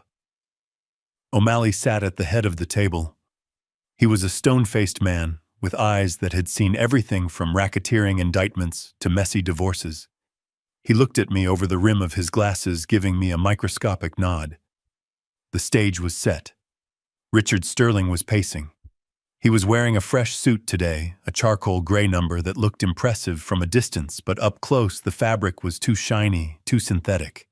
He kept checking his watch, that damnable fake Rolex, tapping the crystal, as if he could speed up time by force of will.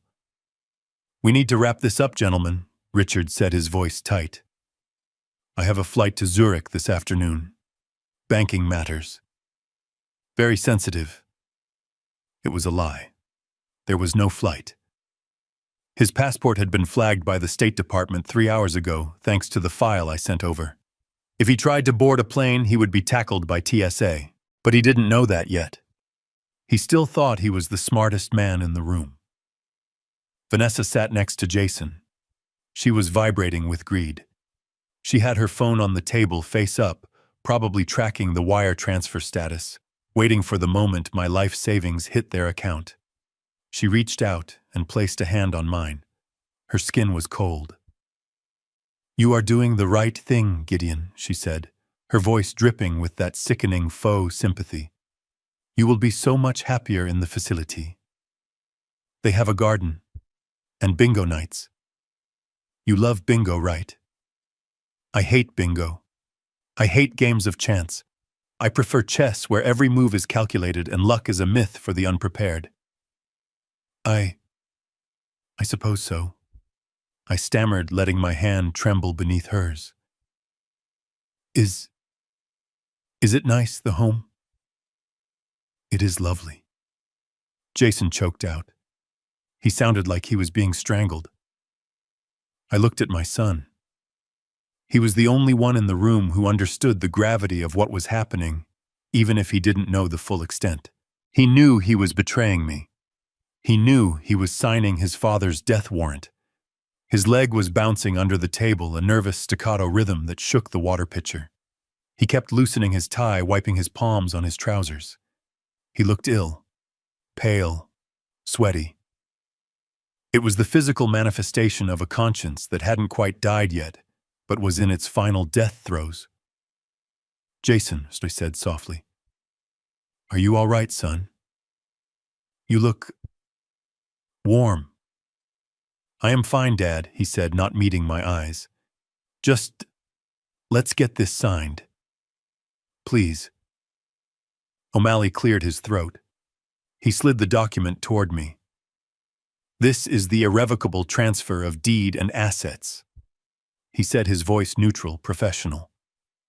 "By signing this, Mr. Blackwood, you are transferring ownership of your property at 42 Maple Street and all associated liquid assets to the Sterling Family Trust.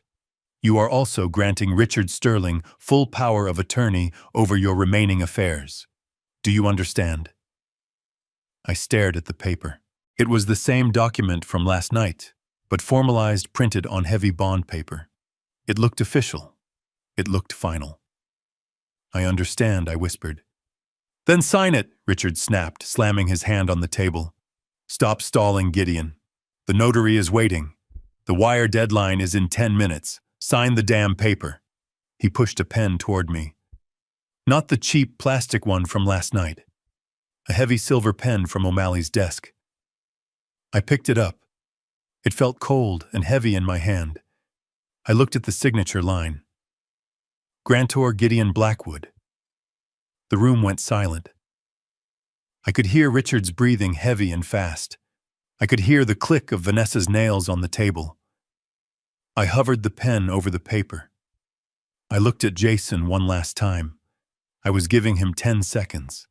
10 seconds to be a man. 10 seconds to scream stop.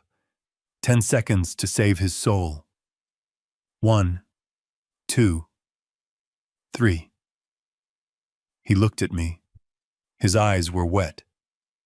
His mouth opened slightly. 4, 5, 6. Vanessa nudged him hard with her elbow. A sharp, vicious jab to the ribs. Jason looked down. He closed his mouth. He swallowed his redemption. 7, 8, 9, 10. It was over. The verdict was in. I gripped the pen. My hand stopped shaking instantly. The tremor vanished like smoke in a strong wind. I sat up straight, my spine locking into the posture of the man I used to be. The man who had stared down cartel bosses and corrupt senators. I didn't sign. I pressed the tip of the pen into the paper so hard it tore the fiber. And I drew a line. A single violent diagonal slash from the top left corner to the bottom right. An X that covered the entire text. Then I did it again. Another slash. Crossing it out. Nullifying it. The sound of the pen tearing the paper was loud in the quiet room. Scritch! Scratch! "What are you doing?" Vanessa shrieked. Richard froze. His eyes bulged. You senile idiot. You ruined the document." I dropped the pen. It clattered onto the mahogany table, rolling toward Jason. "I am not senile, Richard," I said. My voice filled the room, deep and resonant, bouncing off the walls. "And I am not an idiot." I stood up. I didn't use the cane. I pushed the chair back and stood to my full height. I picked up the cane and laid it on the table. "I don't need this," I said. "Just like I don't need your help managing my assets." Richard looked at me confused. The transition was too fast for him. He couldn't reconcile the trembling old man from 10 seconds ago with the stone-faced statue standing before him. "Sit down, Gideon," he sputtered, trying to regain control. "You are having an episode. Jason, help your father." Jason didn't move. He was staring at me, his face white as a sheet. He recognized this voice. He remembered this posture from his childhood when he had been caught in a lie. No, Richard, I said. No more episodes. No more games. I looked at O'Malley. Counselor, please display Exhibit A. O'Malley didn't smile, but his eyes twinkled. He pressed a button on his laptop. The large flat-screen monitor on the wall hummed to life. An image appeared. It was a bank statement. High resolution. Account holder Sterling Global Holdings. Current balance $4,250,000 toned. Status frozen by federal order. Richard turned slowly to look at the screen. The color drained from his face, leaving him looking like a wax figure melting in the heat. That is private financial data, he whispered. How did you get that? I am the auditor, Richard, I said, walking around the table toward him. I get everything. O'Malley clicked the mouse. Exhibit B. A photo appeared. Grainy black and white surveillance footage. It showed Jason standing at an ATM at 3:14 a.m., his face illuminated by the screen. He was holding my debit card. And Exhibit C. A document appeared. A loan application from Ironclad Capital, with my forged signature at the bottom. Vanessa gasped. She covered her mouth with her hand. You know, she whispered. I know everything, Vanessa, I said, turning my gaze on her. I know about the credit cards you opened in my name. I know about the fake medical records you paid Paul Hayes $50,000 to create. I know about your plan to dump me in a state ward and flee to Costa Rica. I stopped directly behind Jason's chair. I put my hands on his shoulders. He flinched as if I had burned him. And I know that my son is a coward, I said softly into his ear. A coward who would sell his father for a seat at a table with a bankrupt con man. Jason put his head on the table and began to sob. It was a pathetic sound. Richard stood up, knocking his chair over. This is entrapment, he shouted. You recorded us. You hacked my accounts. I will have your badge. I will have your pension. You don't have a lawyer, Richard, I said calmly. And you certainly don't have the leverage to threaten me. I checked my watch. The real one. It is 9 o'clock, gentlemen. The banks are open. I looked at O'Malley. Execute the order. O'Malley typed a command.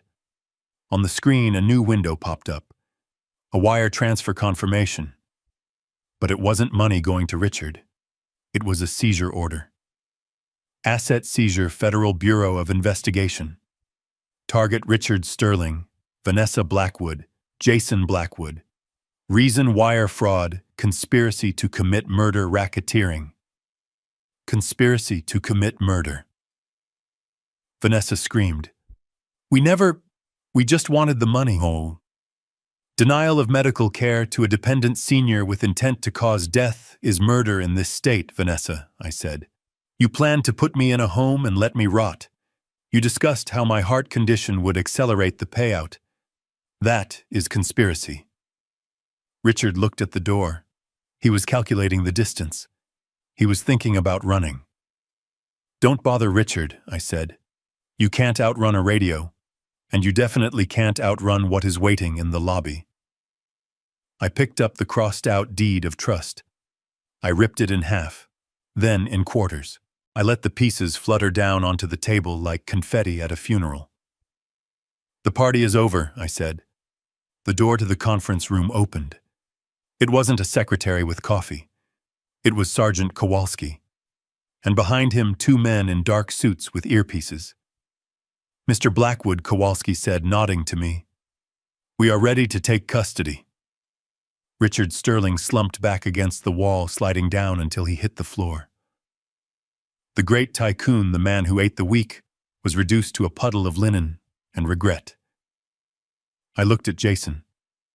He hadn't moved. He was still crying, his face buried in his arms. Stand up, son, I said. He stood up slowly.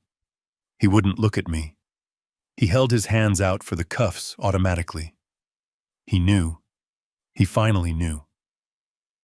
I watched them being cuffed. I watched the metal click around Vanessa's wrists, silencing her protests. I watched Richard being hauled to his feet, his fake Rolex snagging on his cuff. O'Malley closed his laptop. "That went well," he said dryly. "It went exactly as calculated," I replied. I walked over to the window. I watched as they were led out to the waiting squad cars. People on the street stopped to watch. It was a spectacle. But I didn't feel triumphant. I didn't feel joy. I felt light. The weight of the lies, the weight of the pretense, it was all gone. I turned back to O'Malley. "Send the bill to the estate," I said, "or what is left of it." "I won't charge you for this," Gideon O'Malley said. "It was educational." I nodded. I picked up my cane. I didn't need it, but I liked the weight of it in my hand. It was a weapon now, a symbol. I walked out of the office. I didn't look back at the empty chairs. I didn't look back at the torn papers. I walked out into the sunlight. It was a beautiful day, the kind of day perfect for a road trip. I had a map in my truck, and a whole country to see. And for the first time in 40 years, I didn't have to worry about who was watching the books, because I had just closed the account. I picked up the aluminum cane, the one I had leaned on so heavily just minutes before. I looked at it. It was a cheap prop purchased at a drugstore for $19, but it had served its purpose. It had sold the lie of my frailty better than any words could have. I tossed it onto the conference table. It slid across the polished mahogany with a harsh metallic scrape, knocking over the pitcher of water and crashing into Richard's chest. He flinched, stepping back as if I had thrown a grenade. I stood up straight, my spine uncoiled, my shoulders squared. The tremors in my hands were gone, instantly replaced by the steady calm of a marksman. The confused old man who needed help with his medication was gone. In his place stood the man who had brought down the entire Castellano crime family's financial wing in 1992. I unbuttoned my cardigan and took it off, revealing the crisp white shirt underneath. I rolled up my sleeves. "Sit down, Richard," I said. My voice was no longer reedy or thin. It was the voice that had made embezzlers weep in interrogation rooms. It was low, flat, and absolute. Richard stared at me. His mouth opened and closed like a fish on a dock. He looked at the cane on the table, then back at me. The cognitive dissonance was paralyzing him. He couldn't reconcile the victim he thought he had trapped with the predator standing before him. What is happening here?" he stammered. "Jason, what is wrong with your father?" Jason didn't answer. He was staring at the crossed-out document, his face a mask of pure terror. He knew. He remembered this version of me. He remembered the father who didn't tolerate lies. "O'Malley, turn it on," I said. The lawyer nodded. He pressed a key on his laptop. The lights in the conference room dimmed slightly as the 60-inch monitor on the wall hummed to life. "Let's look at the family album," I said, walking toward the screen. The first image appeared. It wasn't a photo of a birthday party or a holiday dinner. It was a grainy black and white surveillance still. High contrast. Time stamped 3:14 in the morning 2 weeks ago. It showed Jason sitting at a high-limit blackjack table at the Golden Nugget. His tie was undone, his eyes were wild and bloodshot. He was pushing a stack of chips forward. Next to the photo, O'Malley projected a spreadsheet. It was a forensic timeline of my son's bank account. "Exhibit A," I said, pointing to the screen. "The disintegration of a man." "Jason, you told me you were working late nights at the firm. You haven't had a job in 2 years. This is where you were." I read the lines off the screen. Withdrawal $500. Withdrawal $500. Declined. Declined. Overdraft fee. Jason put his head in his hands. A low moan escaped his lips. "You lost $40,000 in 3 months, Jason.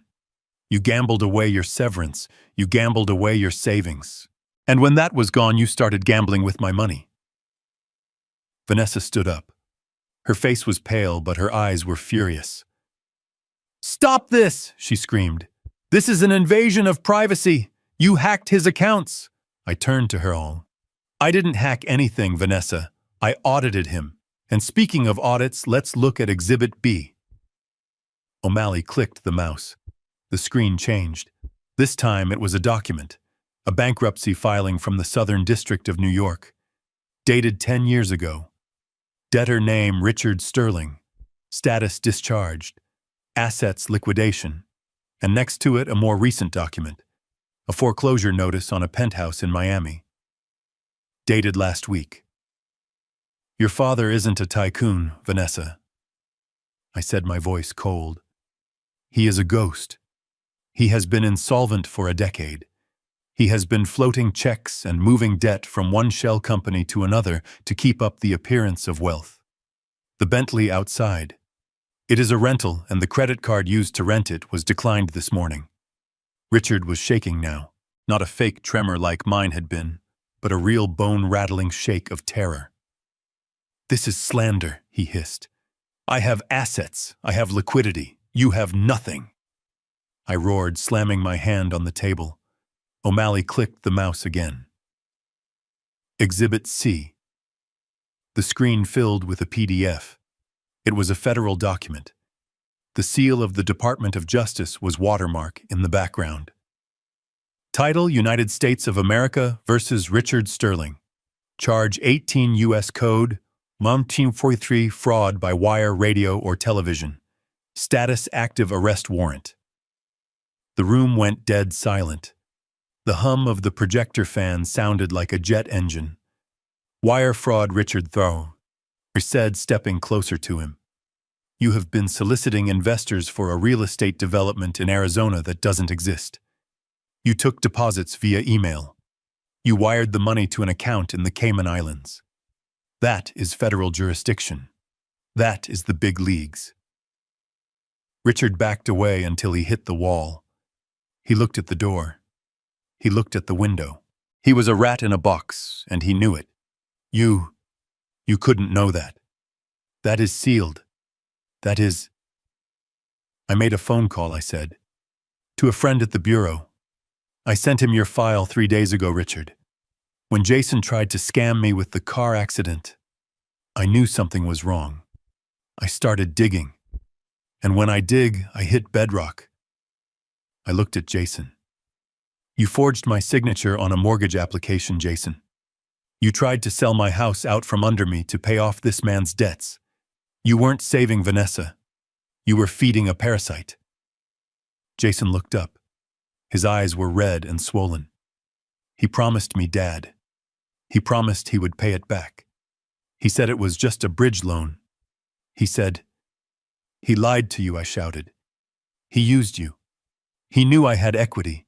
He knew I had a clean title. He saw me as a piggy bank to smash open so he could buy himself another month of freedom." Vanessa tried to grab the laptop. She lunged across the table, her fingernails clawing at the keyboard, trying to kill the image on the screen. "Turn it off!" she shrieked. "Stop it!" O'Malley caught her wrist. He didn't look like a lawyer anymore. He looked like a bouncer. "Sit down, Mrs. Blackwood," he said calmly, "or I will add assault to the list of charges." She fell back into her chair, sobbing. Not tears of remorse. Tears of a spoiled child who had been told no for the first time in her life. Richard was panting. He pulled at his collar. "Listen, Gideon," he said, his voice cracking. "We can make a deal. I have contacts. I can get money. I can pay you. Just don't call them. Don't make this official. It is already official, Richard." I pointed to the door. "I didn't call the local police. They handle traffic tickets and domestic disputes. This isn't a dispute. This is a federal crime." The heavy oak door to the office didn't open. It burst inward. It wasn't a gentle entrance. It was a kinetic breach. 6 men in windbreakers with yellow lettering poured into the room. They moved with the fluid aggression of professionals. Weapons were drawn, but pointed low. FBI federal agents. Don't move, hands on the table. Now, Richard screamed. It was a high-pitched sound, undignified and raw. He threw his hands up, dropping the fake Mont Blanc pen. Jason slid out of his chair and onto the floor, curling into a ball, his hands over his head. He was weeping openly now, a broken man. Vanessa just stared, mouth open, as a female agent moved toward her, pulling a pair of zip ties from her belt. Agent Miller walked into the room. He was the lead agent, the man I had spoken to on the burner phone. He looked at the scene, the shattered illusion of a family. And then he looked at me. He nodded. Secure them, he ordered his team. They grabbed Richard first. They spun him around and slammed him against the wall. The sound of handcuffs ratcheting shut was loud and final.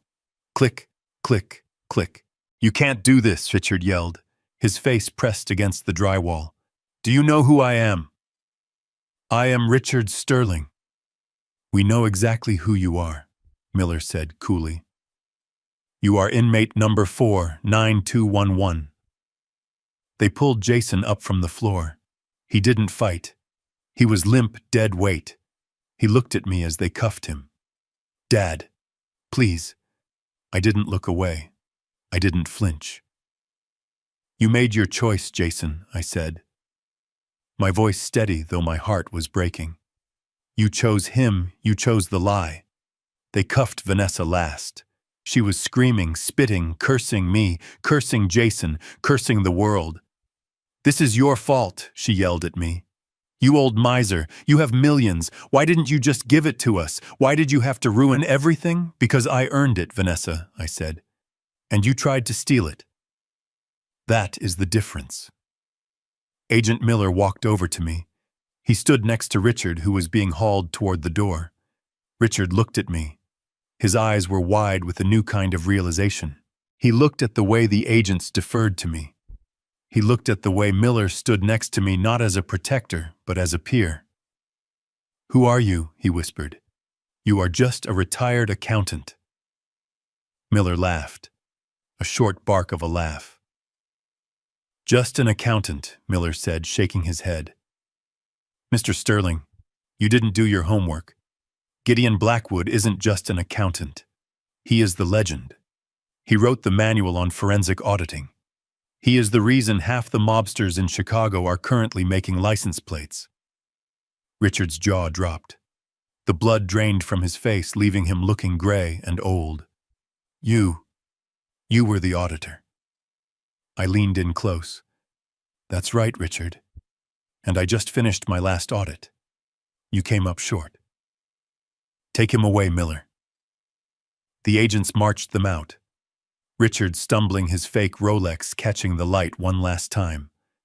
Jason weeping, his head hung low. Vanessa screaming until the elevator doors cut off her voice. The room was suddenly quiet.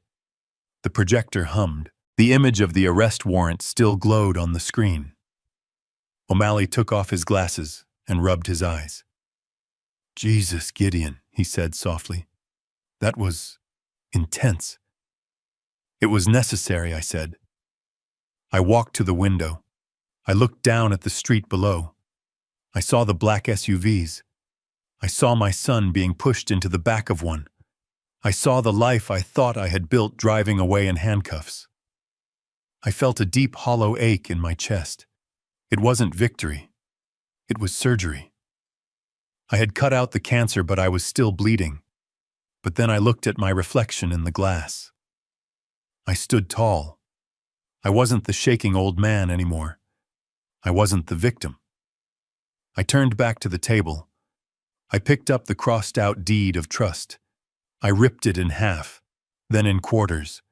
I dropped the pieces into the wastebasket. Send me the bill, O'Malley, I said. There is no bill, O'Malley said, closing his laptop. That was on the house. Seeing Richard Sterling's face when he realized who you were, that was payment enough. I nodded. I picked up my cane again. I didn't lean on it. I held it like a weapon. I am going to sell the house, I said. Really? O'Malley asked. Yes. Too many ghosts. I am going to buy an RV, a big one. I am going to see the Grand Canyon. And Jason.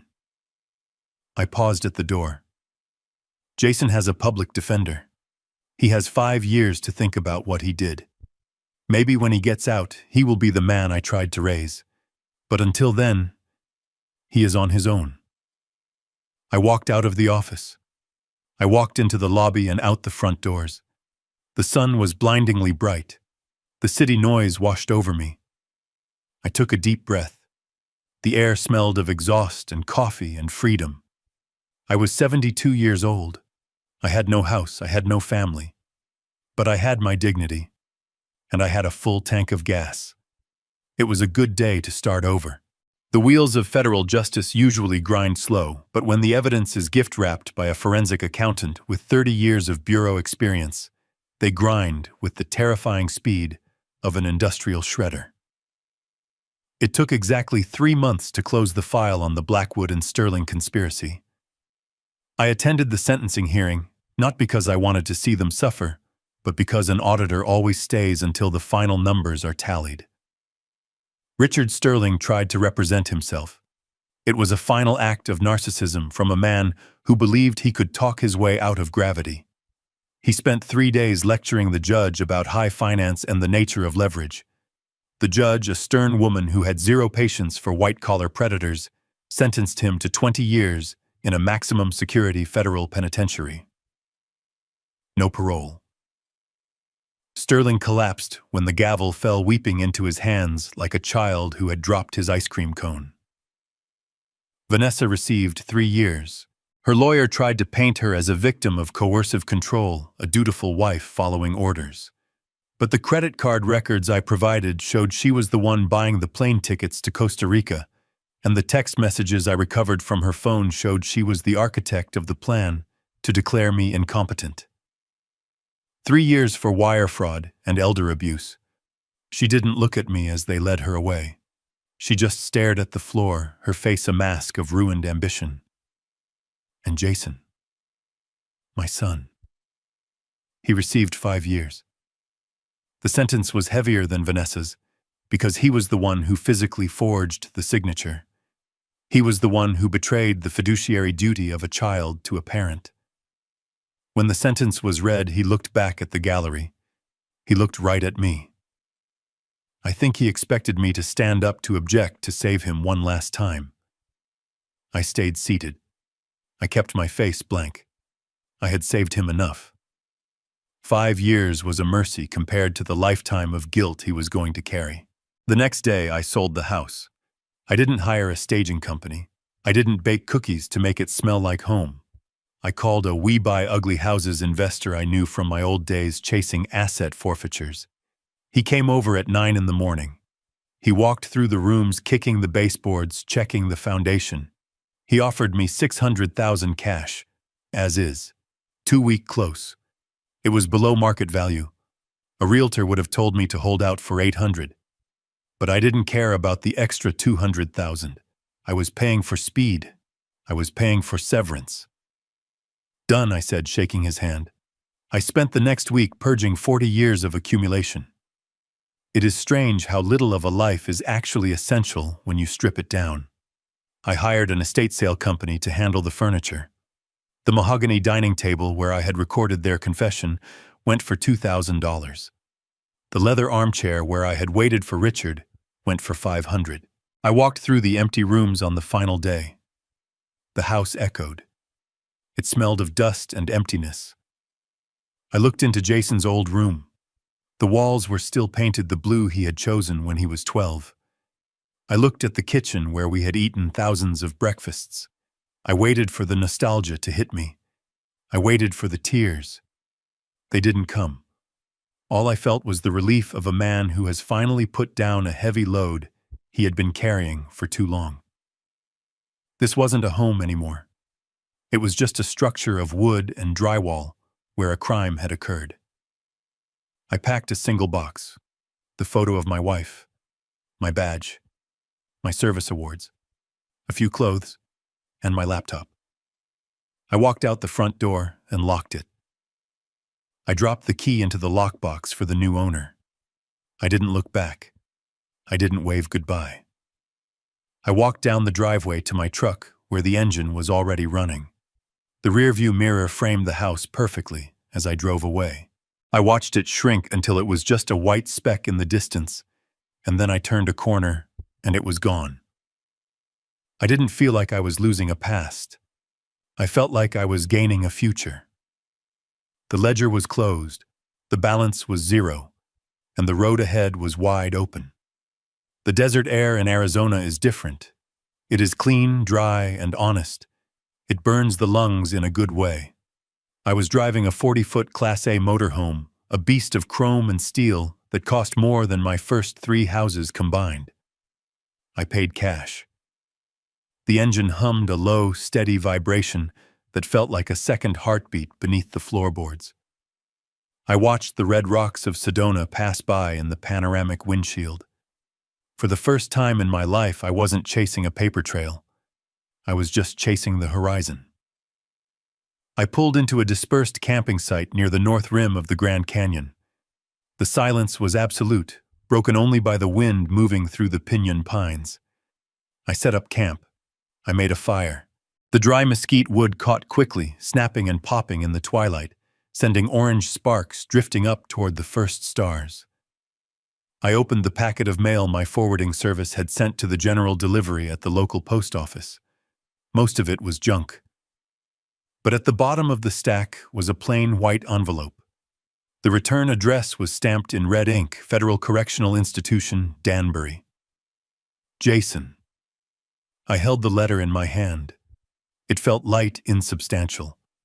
I wondered what was inside. An apology. A plea for commissary money. A renewed attempt to gaslight me into guilt. Or maybe just another lie constructed by a man who had forgotten how to tell the truth. I looked at the fire. The flames were hungry, dancing yellow and blue. I didn't open the letter. I didn't need to audit his regret. The statute of limitations on my fatherhood had expired the moment he forged my name. I tossed the unopened envelope into the center of the fire.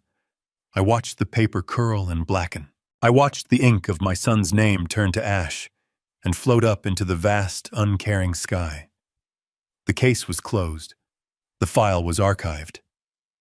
The next morning I was drinking coffee outside when I saw them. An older couple in a vintage Airstream 2 sites down. They were sitting at a weathered picnic table, arguing over a stack of papers. The husband looked confused, rubbing his temples as if he had a migraine. The wife looked scared. I recognized the look. It was the look of prey that hears a twig snap in the dark. It was the look of someone who is drowning in fine print. I walked over. I didn't need a badge anymore. I didn't need a warrant. I just needed my eyes. "Excuse me," I said, my voice carrying across the quiet campground. I couldn't help but notice. "That looks like a reverse mortgage application." The man looked up, surprised. "It is," he said, his voice shaky. "But the fees, we don't understand them. The broker said it was standard. He said we had to sign today to lock in the rate." I sat down at their picnic table uninvited, but welcome. I pulled a pen from my pocket. "Let me take a look," I said. "I used to be an auditor." I scanned the document. It took me 10 seconds to spot the trap. Hidden origination fees, equity stripping clauses, balloon payments designed to force foreclosure. It was a scam wrapped in legal stationery, a financial landmine. "Do not sign this," I told them, looking the man in the eye. "This is fraud, and I can prove it." The relief on their faces was immediate, visceral. It was better than any paycheck I had ever received. I spent the next hour showing them the red flags, showing them how to protect themselves, teaching them how to spot the wolf in the suit. As I walked back to my RV, I realized something. I hadn't retired. I had just gone freelance. There were wolves everywhere. There were always going to be men like Richard Sterling and Jason. But as long as I had gas in the tank and a pen in my pocket, I was going to be the sheepdog. My name is Gideon Blackwood, and I am still watching the books. We are often told that family is sacred, that we should sacrifice everything for our children. But I learned the hard way that blind loyalty is not a virtue, it is a vulnerability. True love requires respect, and sometimes the most loving thing you can do is hold people accountable for their actions. You cannot save someone who is determined to drown you just to keep themselves afloat. Protecting your dignity and your future isn't selfishness, it is survival. It is never too late to draw a line in the sand, even if the person standing on the other side shares your blood. If you have ever had to make a heartbreaking decision to protect yourself from a toxic family member, I want to hear your story in the comments below. Please like this video and subscribe to the channel for more stories where the truth finally wins.